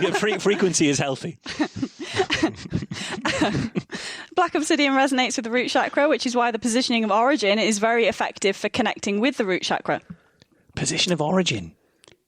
Origin is the name of the product, is the name of the butt plug. Right, okay, because that was not clear. And I was thinking, what do you think behind position of origin? Like where it starts off? Because it's where it ends up that I think is the more important impactful part. element, yeah.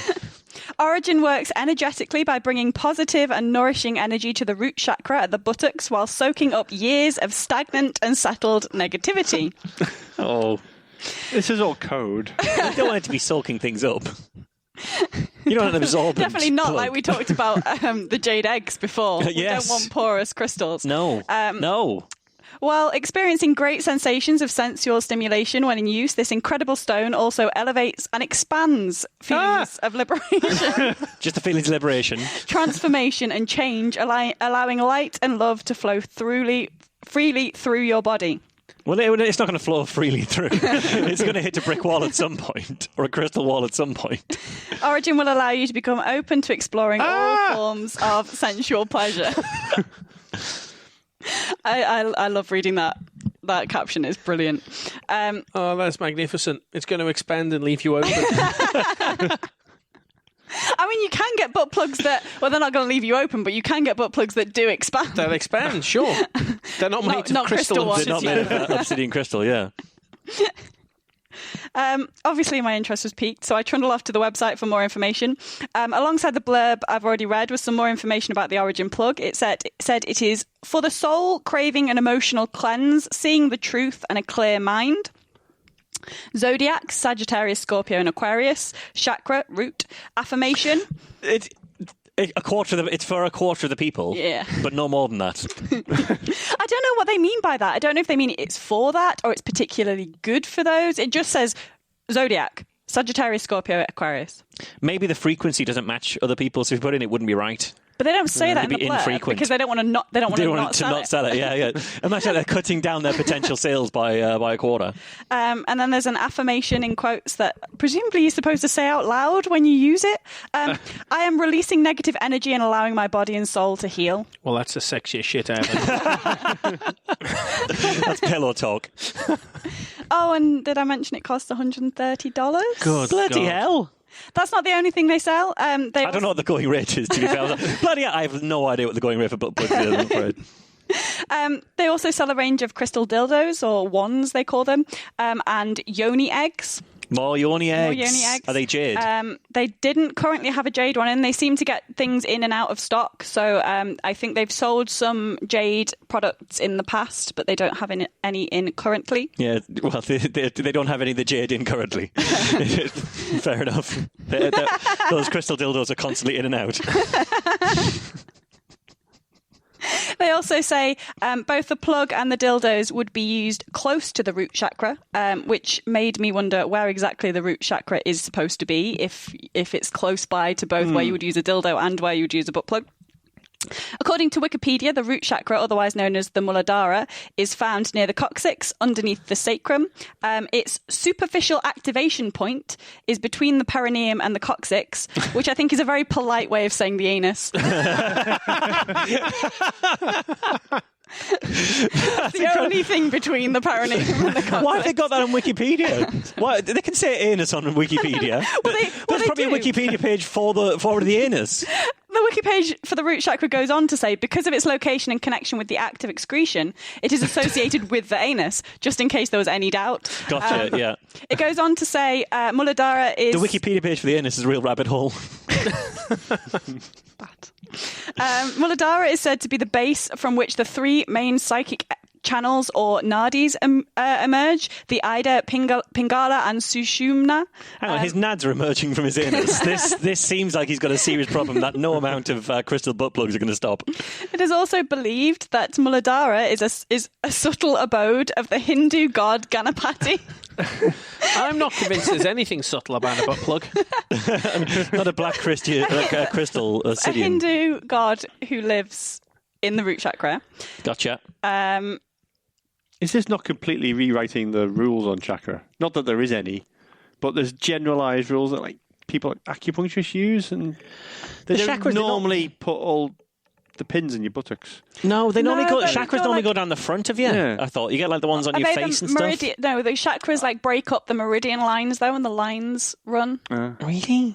But I can't keep track of all the woo topography. I mean, it's all made up, so it's fine. Yeah.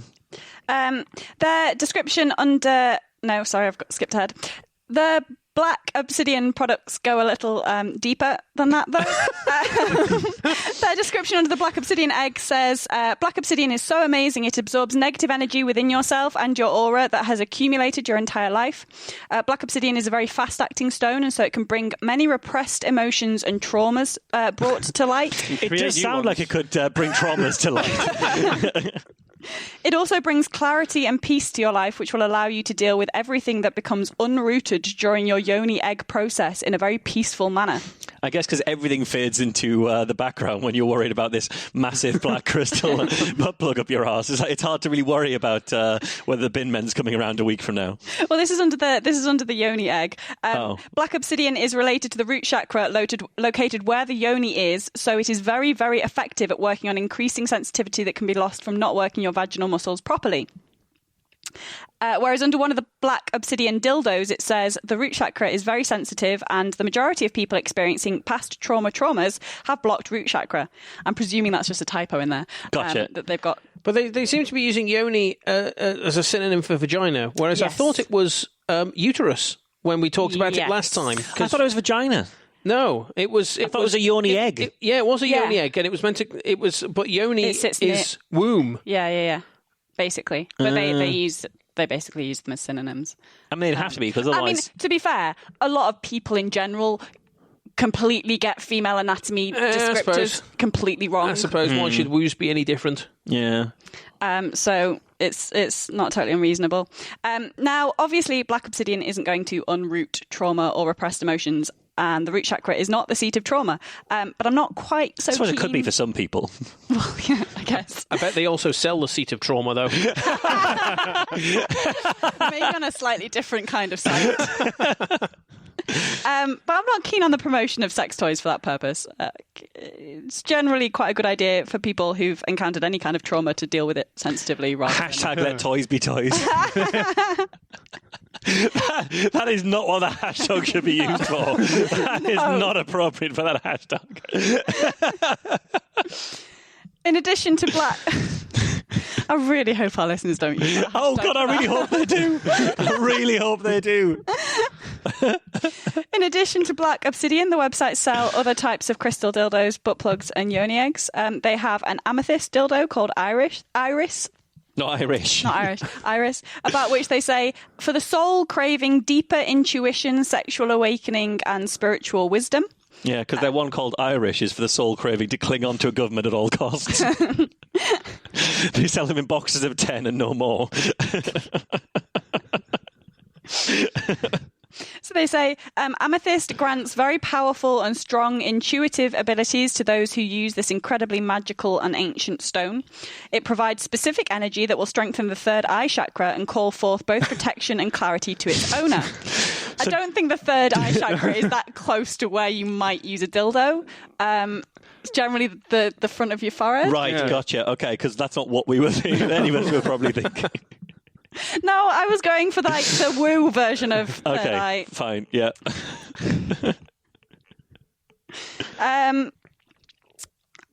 I've lost my place now.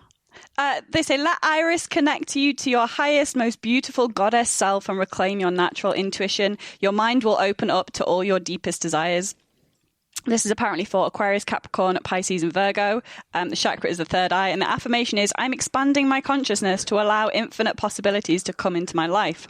Blimey, okay. Bit ironic they got a dildo for Virgos. Did they really need to buy it? This one costs $230. Bloody hell. Yeah. They sell loads of rose quartz products, which apparently awaken your innate goddess of powerful love through the use of brilliant rose quartz. They have the rose quartz yoni egg, which they say, along with filling love through your sacred pussy and all throughout your body, they can also increase sensitivity, making your self-loving or orgasms in general substantially more explosive.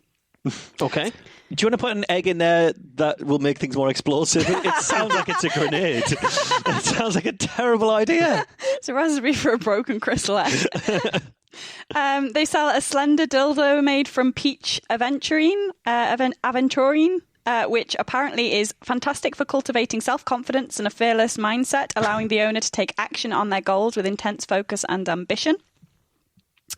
For the soul craving enlightenment, sexual freedom, and conscious awakening, they sell a clear quartz dildo, which apparently is a very unique stone, for it is able to completely balance, heal, activate, and connect all chakras.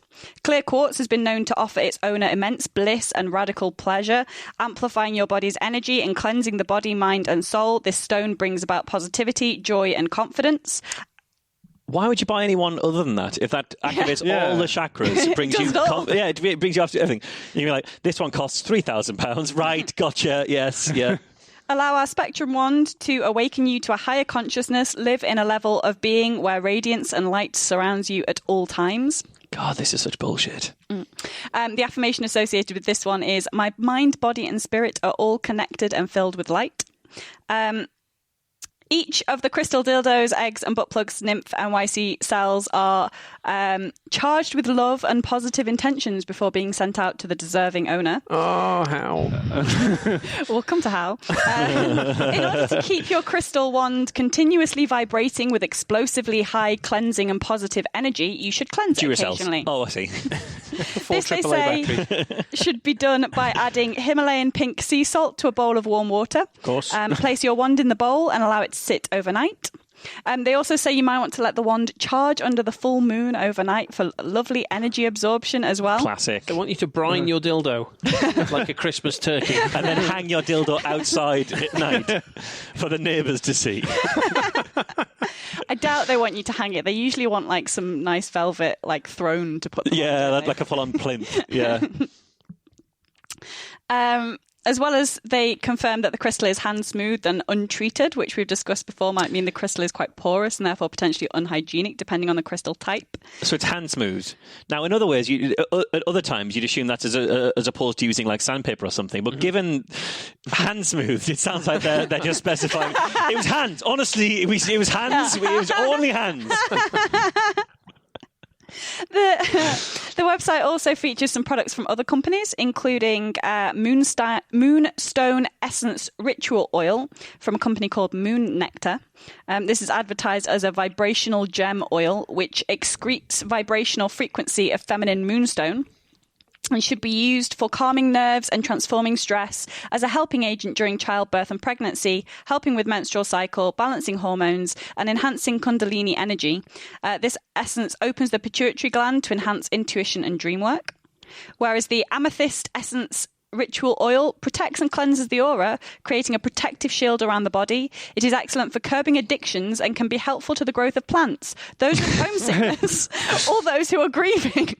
Bloody hell, that's quite a really weird a list. broad span. It is. Homesickness, grieving, or cultivating plants. Which crystal is this? This is the amethyst essence ritual oil. So they've got an oil infused with An amethyst. oil-infused amethyst. But they had an amethyst dildo before. Is that also good for grieving? I'm not entirely sure. It's a good panacea, isn't it? You know, You're having a bad day, try the amethyst dildo. You see, But it also grows plants. yeah. You don't want that. You know, if you're having So this is like a little bottle of oil infused with amethyst that you're supposed to like drop around your house or bathe in. Or, Right. But one thing it does say is that it should not be ingested internally, as opposed to all those other kinds of ingestion. Yeah. Blimey. They also say it brings your body back into balance if overworked. Amethyst is a fantastic meditation and scrying companion. Scrying, that was. Scrying. Although... Isn't scrying that thing where you put a mirror underwater and look at it and there's a ghost in it and it comes out? And isn't that scrying? Nah, scrying's like dowsing, isn't it? But with a crystal. hanging pendulum, yeah. Is it? Yeah, to Okay. locate stuff on a map, you kind of scry and it'll go... Ooh, Oh, okay. Witches do it in things like Charmed and Buffy. But they don't do it with a dildo. I only saw one episode of Charmed. That was by mistake. I think we've done that story. There's one which is where you put a mirror underwater in a river, and you're meant to be able to see ghosts in it, like behind you over your shoulder, and you can catch the ghost in the mirror. And I've things never like heard of that. that. Hayley Stevens will know what that's called. Yeah, she will. You know, Hayley, write in. Tell us what the fuck that's called. Does she listen to the show? You might want to just... Well, we'll soon We find will out. find out. Colin fucking doesn't. She can listen to the show and then tell you guys she's been to Lime Street. They also sell romance incense, which they say is curated with magic by the original makers of the world-renowned Nag Champa romance incense. Is rolled with Nag Champa. Nag Champa sounds like a Viz euphemism. Oh yeah, he's a real Nag Champa. Is he? I've heard that about him. Romance incense is rolled with ancient herbs and flowers, giving it the light and airy smell of rose petals on a breezy day. Burn this incense to cultivate harmonious, loving and sensual vibes as part of your self-love ritual. Do rose petals smell differently on a breezy day? No idea. So you're supposed to light some incense, drop some oils around your room and then have a wank. And have a bath in it. and then have a wank, yeah. So it's a self-love ritual. Maybe use your butt plug at the same time.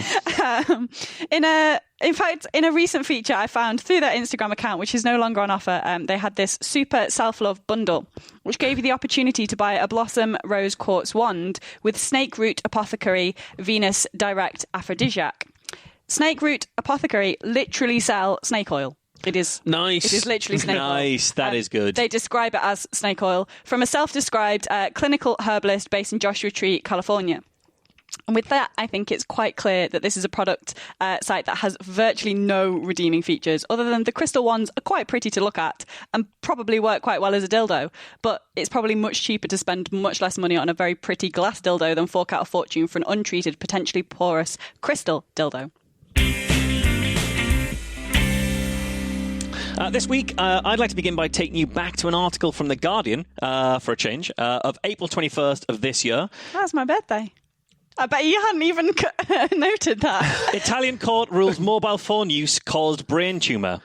What a birthday present that was for you, Alice, as the single most surgically attached to their phone person I know.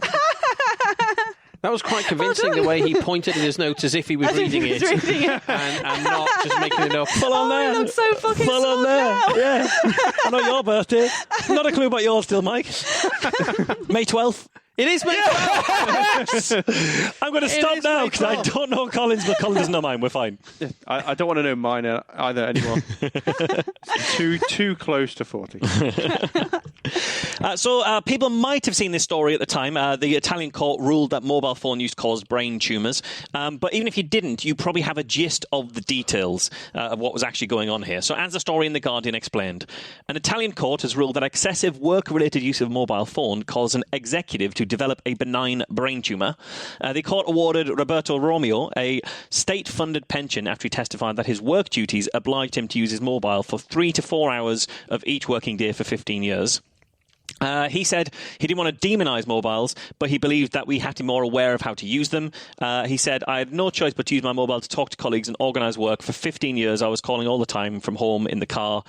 I started to have the feeling in my right ear being blocked all the time, and the tumour was diagnosed in 2010. Happily, it was benign, but I can no longer hear anything because I had to remove part of my acoustic nerve. So that's the story. Is this proof, finally, that mobile phones really do cause cancer?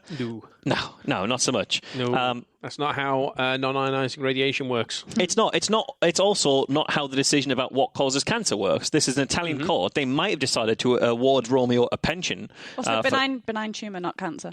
Exactly, absolutely. Science isn't done by the court decree. This was a benign tumour. It wasn't actually cancer. Science is done by rigorous checking out of the data. And The Guardian actually noted, scientific studies of the potential health risks of mobile phones have mostly concluded they pose no serious risk to human health at the level of most people's use. Heavy use may pose some risk, other studies have found, and many experts say it's too early to do a proper assessment of what is relatively new technology. That's just bet hedging, basically, of like, well, we don't know if you go crazily over-the-top use. So there's nothing new here, nothing too remarkable. Why am I bringing this story up other than to prove that I know what day Alice's birthday is? Fuck you, Alice. So fucking smug. Well, the reason I brought this up, this story was shared around 4,000 times on Facebook, and one of those shares struck me as interesting.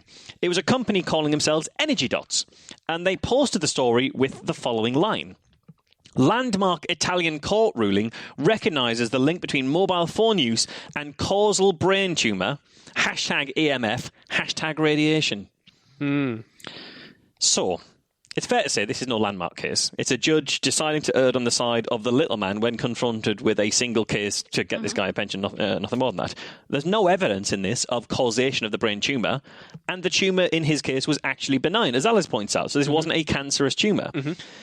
The fact that this mentions EMF, #EMF, should set off a few alarm bells for some skeptics, because as we've covered many times before, there's a lot of woo out there when it comes to electromagnetic fields and the fears of what potential harms they might bring.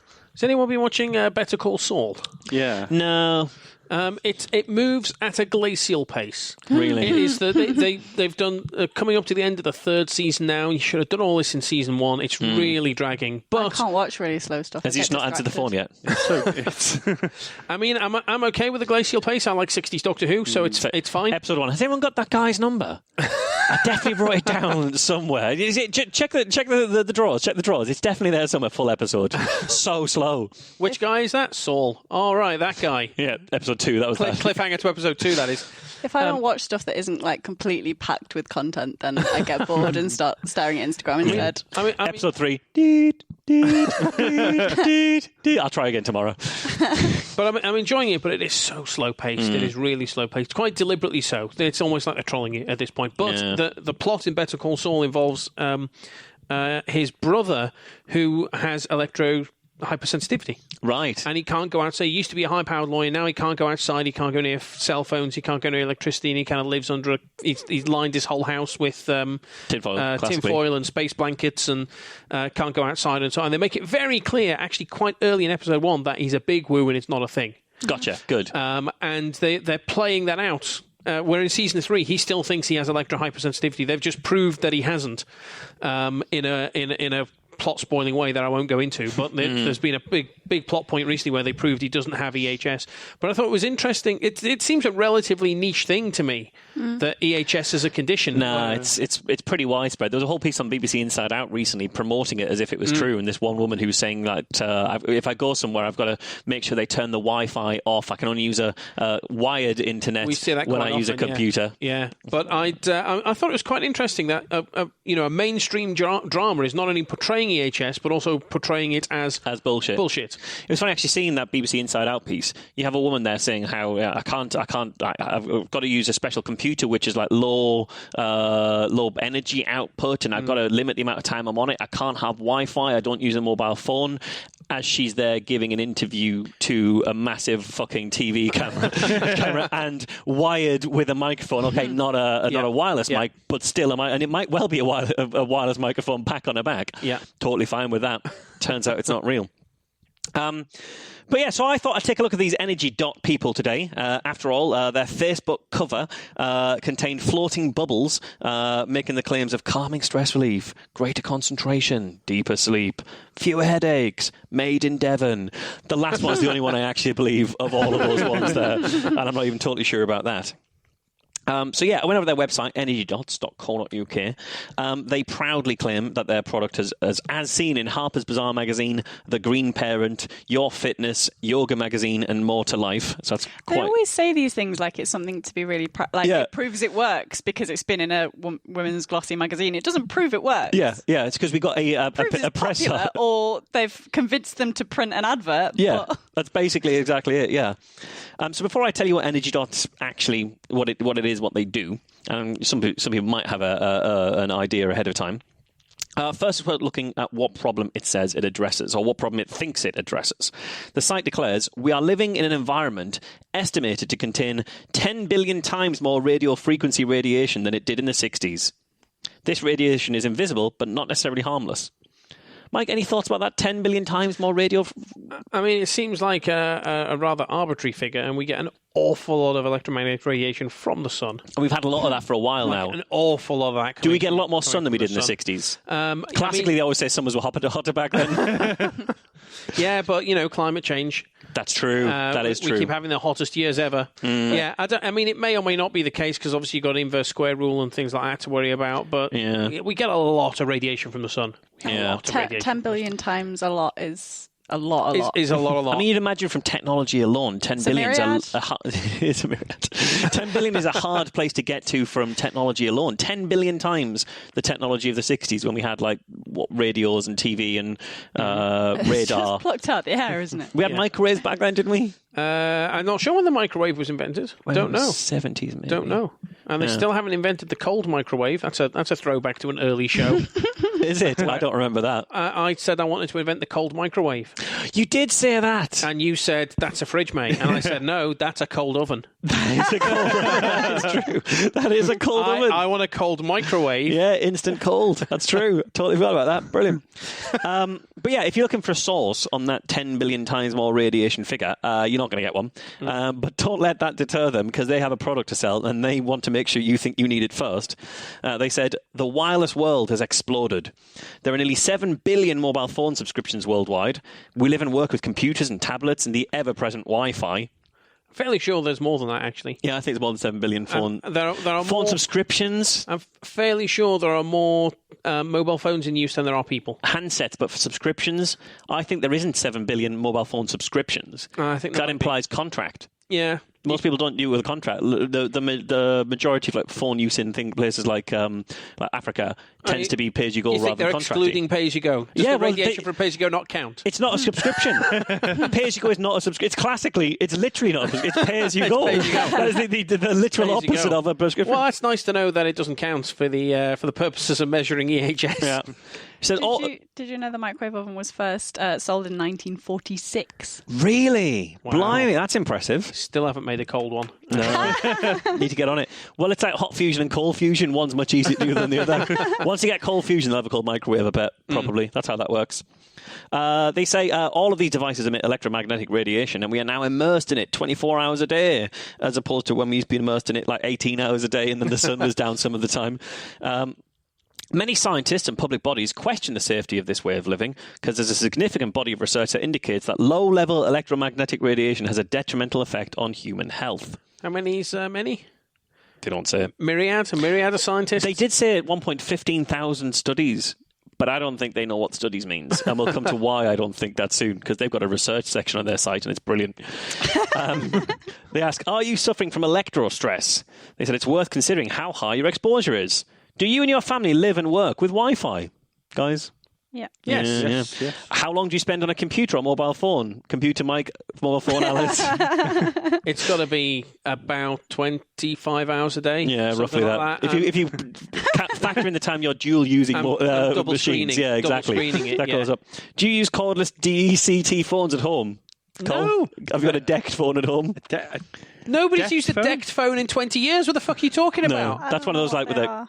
That's the old-fashioned cordless Yeah. Okay. telephones, cordless landlines that we used to have back in the day. The standard for that was decked. But people, if when you go cordless, you use a mobile now. yeah, Yeah. I don't even have a landline in my house. No, I don't We've either. got a landline, and I found out quite recently that it's dead and doesn't work. My dad tried to call me on it. He was like, the landline doesn't work. I was like, I have no idea when it stopped working. I've not used it in like 2 years. I've technically got a landline, but I don't have anything plugged into it. Yeah. Yeah, but in my old flat, I used to have a phone plugged into it, and I'd get phone calls at 8:30 on a Saturday morning for people looking to buy bricks. Because it must have been the same number as a builder's yard at one point. Is that the builder's yard? No, it's still not the builder's yard. Could you fuck off calling me? I'm not going to sell you some bricks. We do have a landline, cordless one. Don't think it's a decked phone. I don't even know what deck is. People think we're the probate service for Liverpool for some reason. Yeah, it's the only calls we get. I'm calling from Talk. No, you're not. Yeah. Not at all. I had my landline number was 1 digit away from the local taxi company. Brilliant. Which was nice. So I used to get phone calls like 2 o'clock in the morning. All right, mate, can I have a taxi, please? Yeah. And I got fed up with saying, no, this isn't a taxi number. So I started going, yeah, maybe with you in 10, 15 minutes. Yeah, just hang up on them. I remember once putting them on hold and just deliberately placing it near the stereo. And I did this for about half an hour. Nice. Peter kept going back. And eventually I just gave it to Jesse. Jesse talked to them. That's good. That's good. That's kind of two birds, one stone, really, because you get to like outsource your parenting as well. So stimulate my kid for a while, it'll be fine. But they say it's now become paramount that we try to reduce or neutralise the levels of electromagnetic radiation that we're exposed to. If you can, turn the Wi-Fi off at night and consider turning it off in the day if it's not being used. Switch your mobile phone to airplane mode. Take regular breaks from your computer. Use corded landlines instead of decked phones. This is their part of their thing. So that's their kind of idea of the problem. But you might wonder what the solution they have is. Obviously, it's to harmonise EMFs. That's what they believe, the Energy Ops people. They say, if you're concerned about the safety issues, you may want a harmonizer for your mobile phone, computer or Wi-Fi. The new golden smart dot is the harmonizer for any device. Yeah, this is bollocks. It retunes or harmonizes the emissions to make them less harmful. Which means they can't be received by the other unit now because they're the wrong frequency. Yeah. Also, I like the way it's good for any device. One size fits all for all devices. Yeah. That's how frequent electromagnetic Doesn't matter whether you're 2.4 gigahertz range, 5 gigahertz range, UHF, VHF. Doesn't matter. It does all. This of them. energy jot's going to sort it Does out. all of them. It's fine. Do you want to guess what the energy jot actually is? Bag. It's not a bag. I think it's a silver holographic sticker. You're close. You're pretty close there.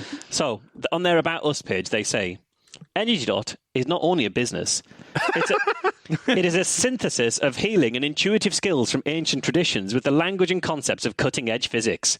That's really close to what I said. We believe that the vibrational energy healing can play a profound part in supporting a healthy lifestyle. I like how they're even saying they're only using the language of physics rather than actual physics. Oh yeah, the language and concepts of cutting edge physics. We use the language of they're physics. actually using it. We're not using physics. We just sound like we're using physics. I never even spotted that. We're using the language of physics. They say we hold the view that the effect of electro pollution on human health and stability of the planet is extremely serious and requires immediate action. More specifically, they sell you adhesive magnets.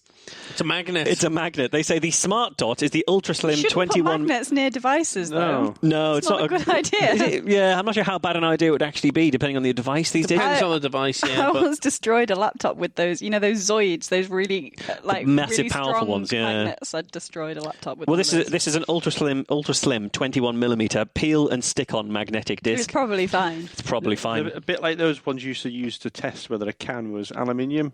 A bit like that, yeah. I've forgotten we even used to do that. We did. Yeah, Back when we could only recycle aluminium cans and we couldn't do steel, and you had to check before putting in the recycling. Just put it in the microwave. That sounds a bad idea, Alice. You can microwave aluminium. But you can't microwave steel. Well, you'd find out pretty quickly. You find out the hard way. But why is that quicker than using a magnet? How often do you walk around with a fully plugged-in microwave ready to just cook a can at any given point? Magnets are tiny. You can get ones that are like 21 millimeters circular and sticky. I never see magnets. Because they're so small. They're only 21 millimeters and ultra slim, apparently. So 21 millimeters circular and sticky. Didn't we give 2 of those out to everyone at QED last year? Stuck in the booklet. We did, actually, yeah. That was a pain to stick them all on. Yeah, they were a We pain. kept forgetting which was plus and which was... Yeah, they were exactly those. The Biodot, Aquadot and Space Dot are ultra slim 17 millimeter peel and stick on magnetic discs, and I'll come to what those are in a bit. They can be applied to any suitable object. Because they're adhesive, so that's good. That's what Any suitable means. suitable, but what do they mean by suitable? We'll come to that. And also, dots do not lose their energy signature if washed or worn in water. Because that's not how magnets work. That's not how magnets work. So yeah, they're adhesive magnets that you just stick to stuff to make magic happen, apparently, and we'll come to what that magic is. And you buy them for 25 quid a pop. The tiny little 21 millimeter magnets, 21 quid a pop. I mean, how much were the ones for QED? Yeah, they were much cheaper than that. Significantly cheaper than that. Much cheaper than that. Though you can't just stick them on willy-nilly. You've got to put them on the right product for the right application. There are at least 4 different flavours of magic EMF beating magnets. I'm just giggling at willy-nilly. Yeah. Especially following Alice's Follows story. our story, yeah. And then different flavours, again, following Alice's Our story. story, can't help it, yeah. So, as I explained, the different flavours of energy dots, they're saying, the first line on this just says, double-blind placebo-controlled research and the experiences of many users demonstrates that our energy dots can make a difference. Doesn't say what that difference is. It doesn't really go into what the experience vague. Yeah, it's just like it can make a difference in that it'll make whatever you've got stick to metal a bit more. Yeah, exactly. But they say there's a smart dot. And the role of the smart dot is to harmonise the EMFs from electronic equipment that you use. So you simply peel off the protective backing paper and attach the dot. Dot's always in capitals, by the way. Every time I've said the word dot, that's in capitals. Attach the dot to your device. For a mobile or cordless phone, the smart dot can be inserted in the battery compartment if you can access it. Stick one onto any device that you feel discomfort in using or you feel contributes to any experience of symptoms of electrostress. The smart dot does not have to go in a specific position in your equipment, but ideally you'd put one on each item. If you have a computer with a wireless keyboard and a monitor, you only need to put one smart dot across the lot. What? Yeah, so what's the problems here, Mike? Well, I mean, that makes no sense. Why not, Mike? We've got if you've got a computer and you've got a wireless keyboard, wireless mouse, they'll have independent Bluetooth connections between the keyboard and the mouse. So just putting one smart dot across the lot. I suppose if you put it on the computer, if you put it on the keyboard, that's not going to do anything to the mouse. No. If you put it on the mouse, that's not going to do anything to the keyboard. And if you put it on the computer, that's not going to do anything either because this is all bollocks. Yeah. And also, you'd think that the mouse and the keyboard would still try and find the computer. They just wouldn't find it. They'll tune out of the computer because that's how these things work. If you actually change the frequency of this thing, it's not going to be able to connect anymore. Yeah, but it's not going to change the frequency of the thing either because it's a 17 millimeter magnet. It doesn't do anything. Also, they say it doesn't have to go in a specific position on the equipment, which should also tell you it's bollocks. So you can stick it anywhere on your computer and it'll still disrupt the signal. It makes absolutely no sense at all. Then you've got the bio dot. This is the personal dot. This is the dot for you to wear. It says the natural coherent frequencies used in this programming harmonize or retune your energy field. And I'm glad it makes something coherent here. It says they remind your energy field of its optimal state, making it more coherent and resilient. It's the only thing this makes more coherent in this whole story. They say it's like recharging your battery, restoring and rebalancing your energy. Except they're probably fully against rechargeable batteries, I imagine, given they're so technophobic. How do you wear it? Well, they say ideally wear your biodot at all time, day or night. Peel off the protective backing paper and fix it securely to any clean, dry, non-porous surface using the super strong adhesive backing. You could stick it to a favourite piece of jewellery or the back of your watch or keep it in your wallet.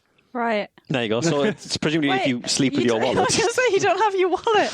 Yeah. So just wear our sticky magnet 24 hours a day and you'll feel like a normal person again, essentially is what they're saying.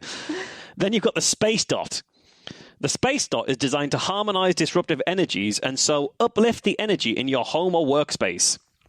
The Or that phi, kind of space rather than... yeah, not like outer space. The phi energy, PHI, that the space dot continually radiates will interact resonantly with your environment to produce a powerful clearing harmonic. This harmonic re-energizes and balances the area by the process known as entrainment. If any of the following feel familiar, you may want to learn more about space dot. And they've got 4 scenarios here. Do you live in a divorce house? Divorce house. Yep. Do you feel tired all the time? Is your house not selling? And do you find it difficult to sleep at night? Your house isn't selling? No, it's not. It was supposed to sell last week. It didn't happen. Get a space dot, man. I need one of these. How tired are you feeling? I am quite tired. Yeah, you need a space dot. If you're that tired, you maybe need a personal dot as well. They say along with the space dot, along with the space dot, they recommend you buy the Phi pyramid as well, which is about £130, but they don't say what it does.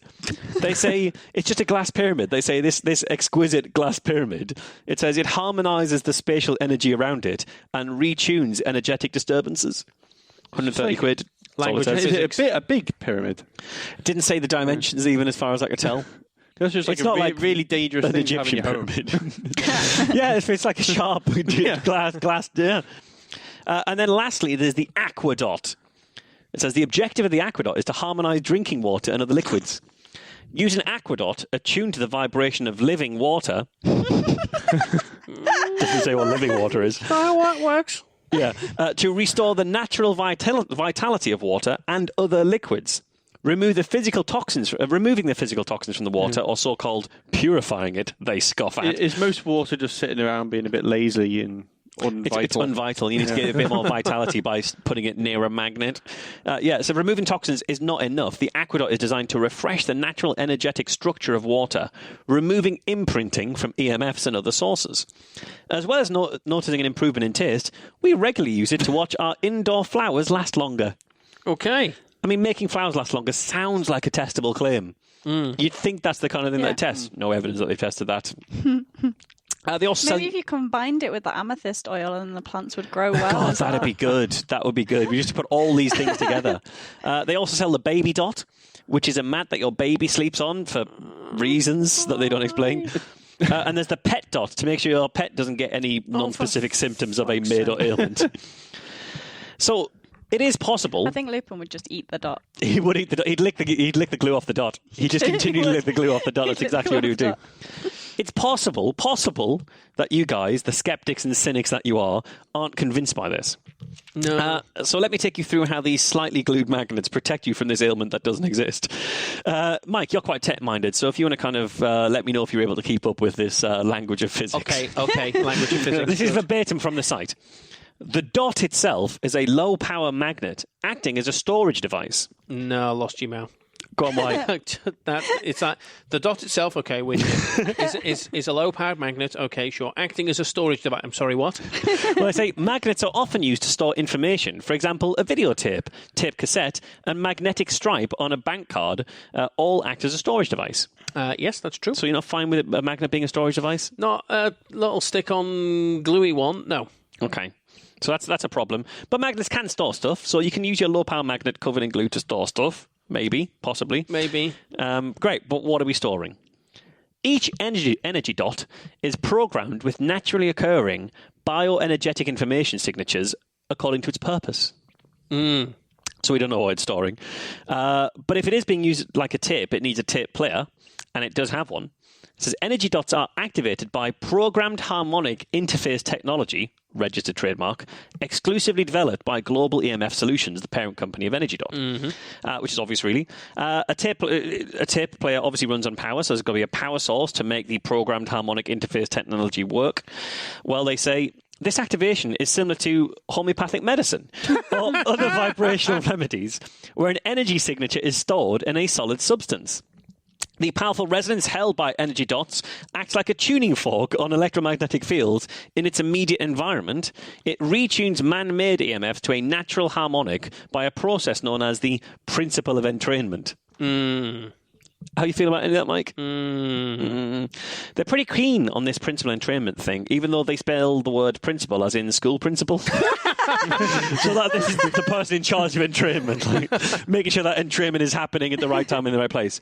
Apparently, principal entrainment seems to be quite a big thing in neuro energy woo about the way that the body can train itself to vibrate at a different level of frequency. I didn't bother looking too much into it because it's clearly bollocks.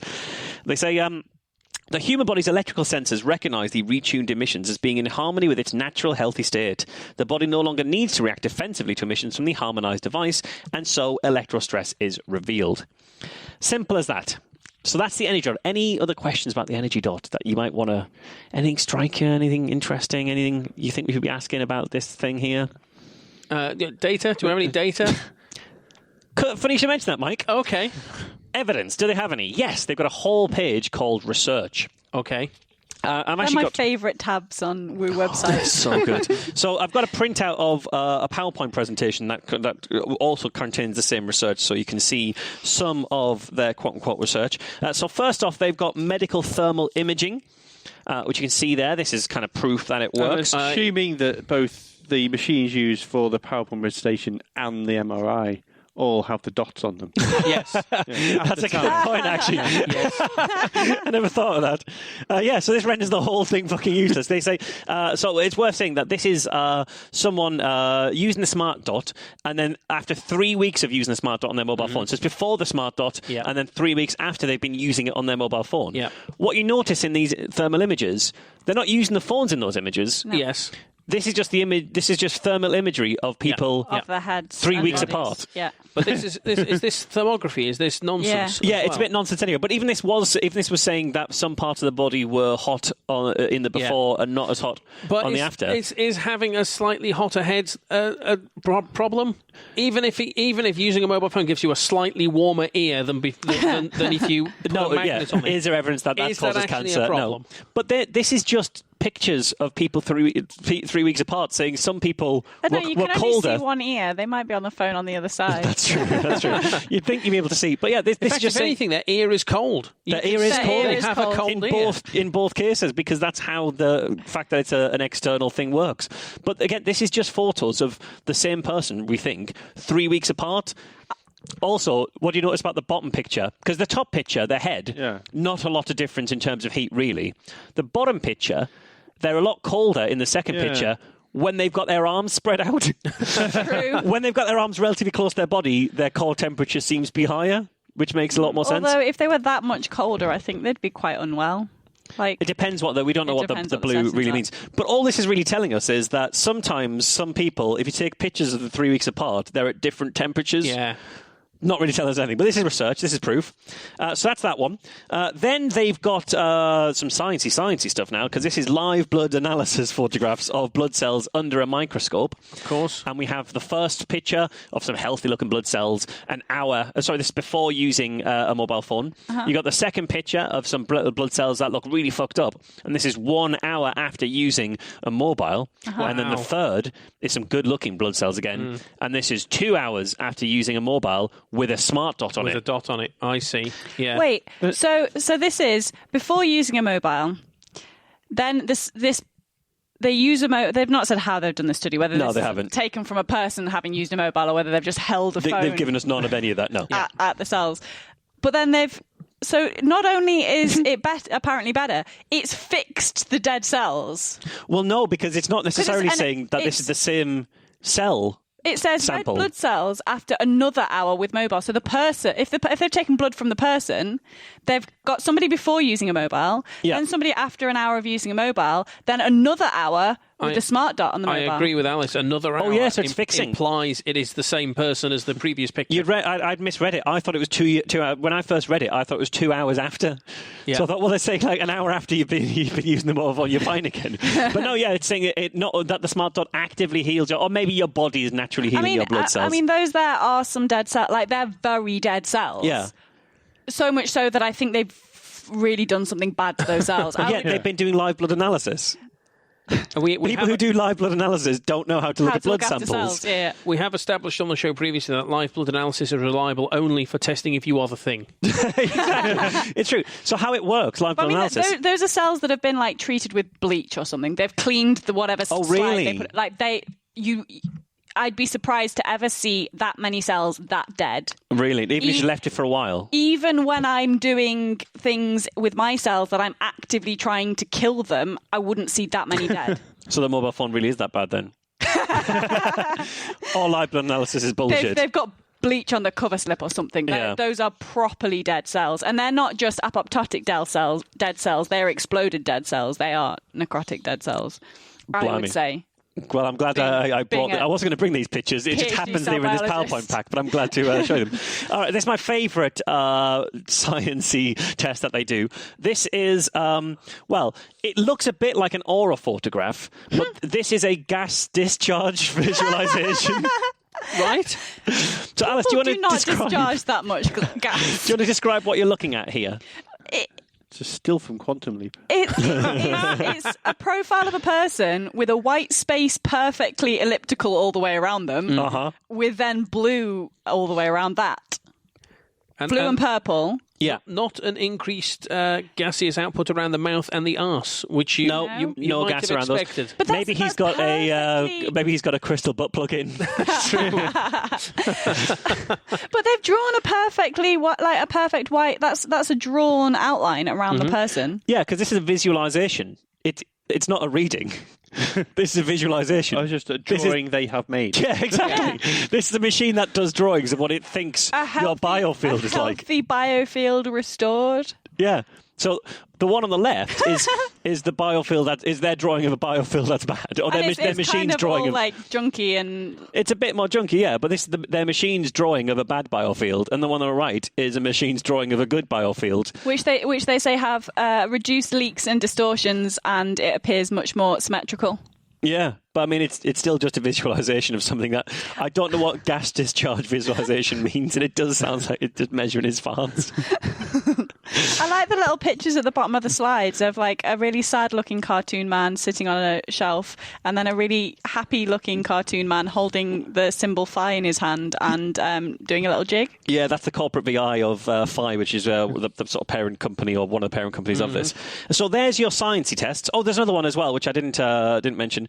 This is polycontrast interference photography, and it shows.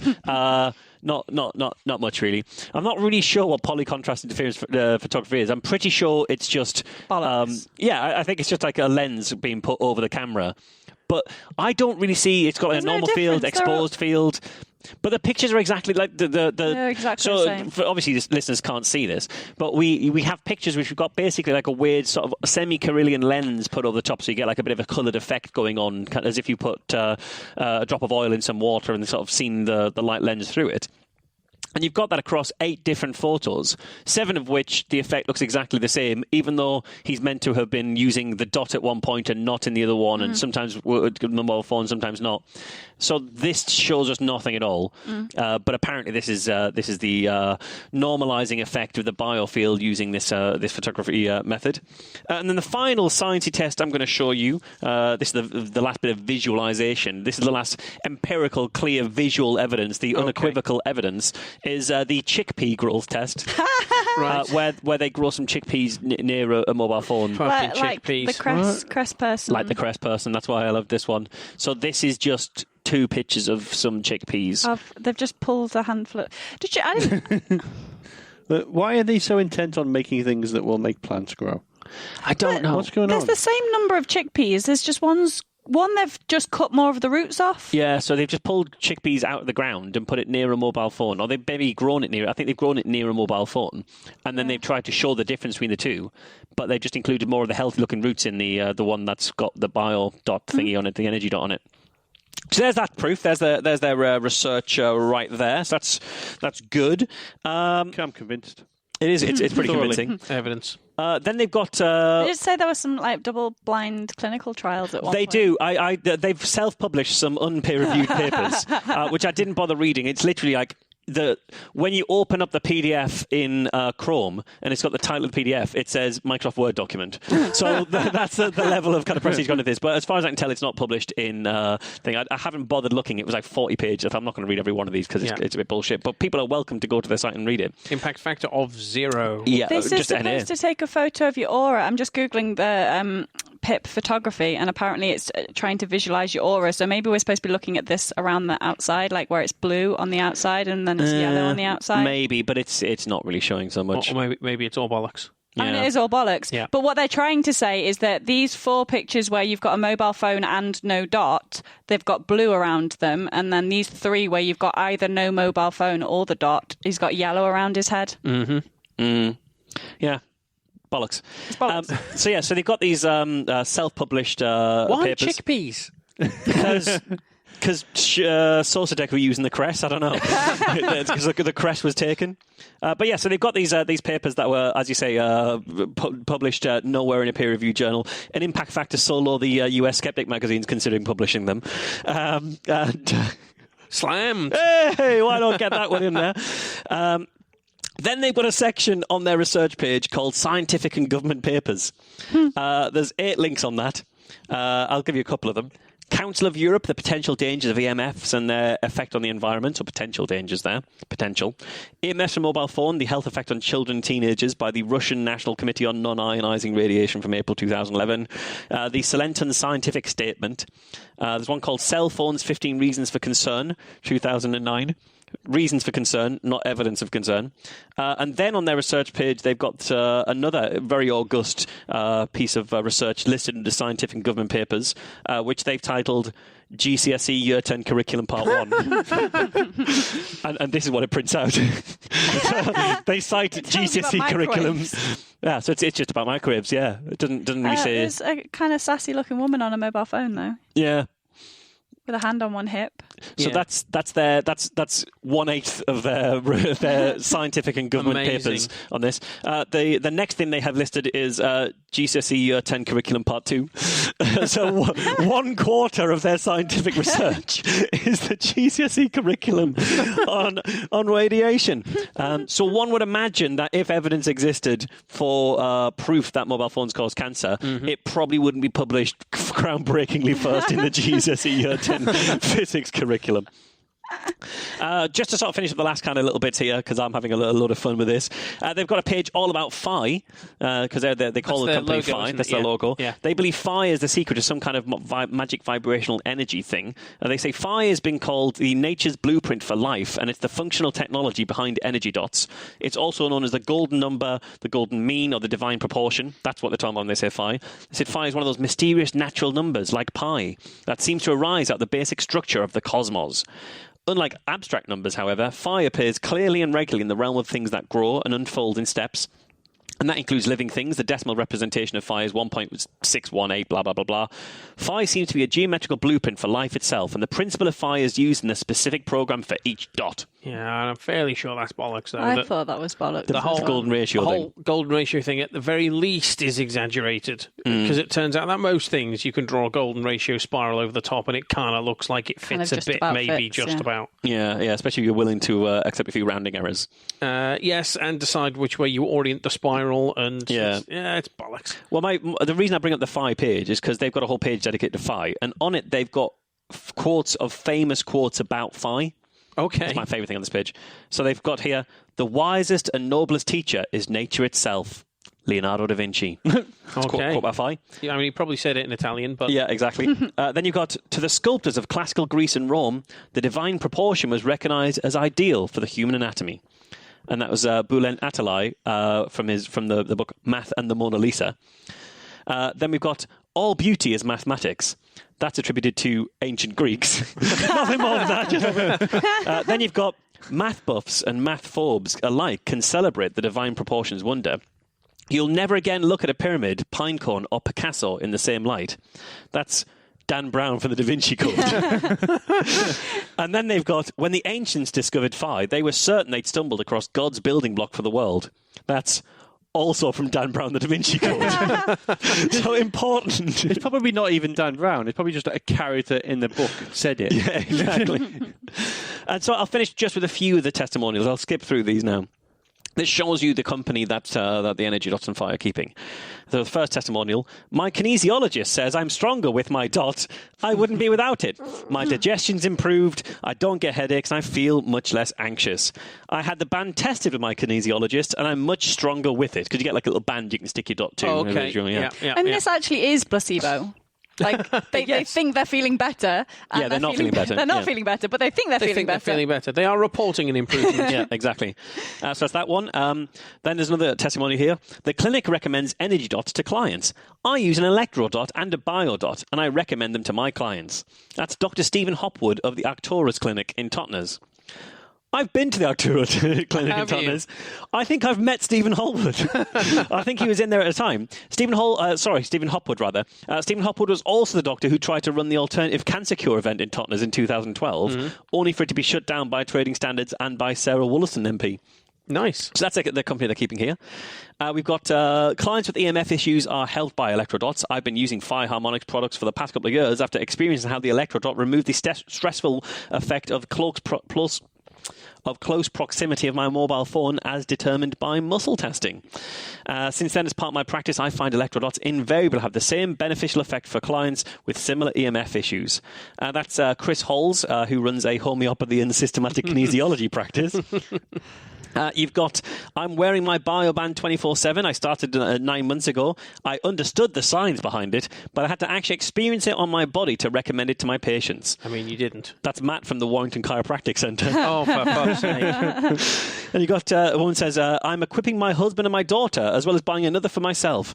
Since I started wearing the Bioband, I felt more energized and I haven't had any static shocks from the car. I used to get a really bad static shock every time I touched the car, which is very painful. So I'm impressed with the Bioband. That's Gretel from Norfolk, making claims about the product doesn't make.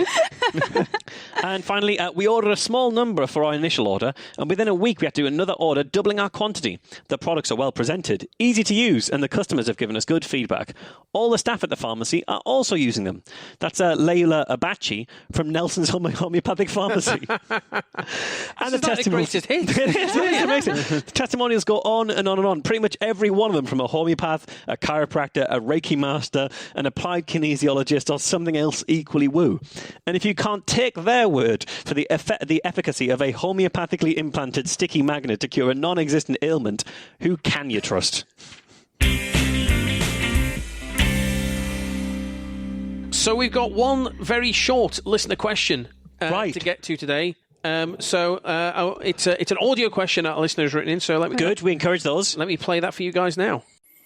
Oh, hi there, guys. My name is Doug. I'm from Oklahoma and a long-time listener. I also listen to Incredulous. And my question is this. You know the host of that there show, Mr. Andy Wilson? Well, he's real funny, and he makes up some amazing questions and rounds for the guests. I just don't understand why you wouldn't want him on. So answer that one, and keep up the good work, and thank you very much. So that's a question from Doug in Oklahoma. Definitely Doug from Oklahoma, who wants to know why we don't have Andy Wilson on the show, because he's very funny. Well, we've got a very strict policy against people with criminal records. It's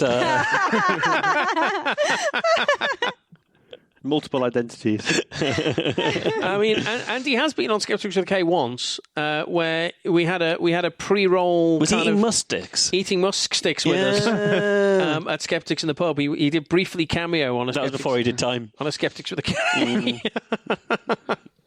But I thought it was a very good and valuable question. That is a very good, valuable question. I'm not quite sure whether it came under time. No. Well, I might have to cut a bit off. We might. Might have to see how that goes. So thanks very much for your question, Doug. Doug, good to have another listener in Oklahoma. Spelt with an R at the end for some inexplicable reason, Doug. Also, fuck you, Doug. Listeners, if you've got a question that you want to send it through to podcast@merseysideskeptics.org.uk. And if you fancy hearing your voice on air, which Andy Wilson is not allowed to do, It's never going to happen. then you can record yourself on your mobile phone and send it in, and we might play it back on the air. The thing is, if we keep up that very strict policy of not having Andy on the show, some of the listener questions that we get might have some very eccentric accents, because I don't know how many different. We could really come up with something quite dicey. We could corner Doug into a corner where he has to come up with something quite dicey in terms of his accent work. So, Liverpool Skeptics in the Pub is tonight in our regular venue, which is the Vines on Lime Street. We've got skeptical vet Danny Chambers coming down to talk to us in a magnificent talk title, which is With a Quack Quack Here and a Quack Quack There, which I thought was a fucking spectacular. And I wish Andy Wilson was that funny, to be honest. He's not that funny. Come up with talk titles that were that interesting and innovative. Yeah, well done, Danny. So that's from 7:30 in the Vines. If you're in the Liverpool area, you should come along to that. That's going to be a fantastic time. And also, tickets for QED are still available.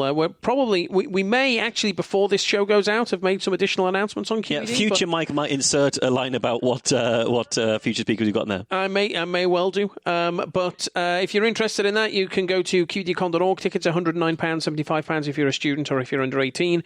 And qedcon.org for more information.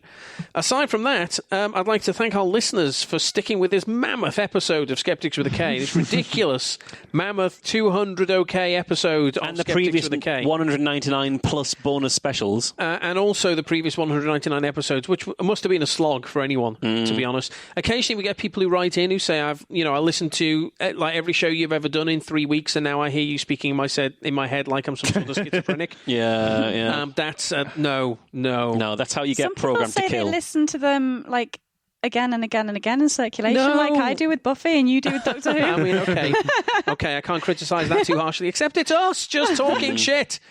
But thank you very much, listeners. It's 200 episodes. It's we're quite an old hand at this podcasting bit. And when we started, we were the new boys. And there's well, I mean that's inevitable when you start, isn't it? That's the nature of starting something. But there's still older skeptical podcasts out there, but not several, not very many. And we've been going for quite a while. And I'm 4 or 5, I think. Quite proud of what we've done now. Really, quite proud of that.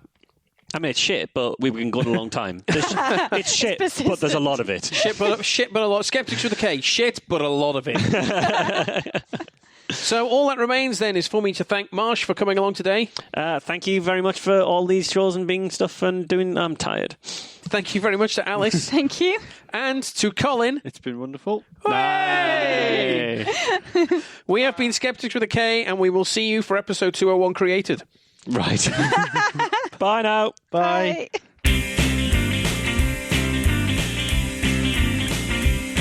Skeptics with a K is a production of the Merseyside Skeptics Society. For more information, visit our website www.merseysideskeptics.org.uk or email podcast@merseysideskeptics.org.uk.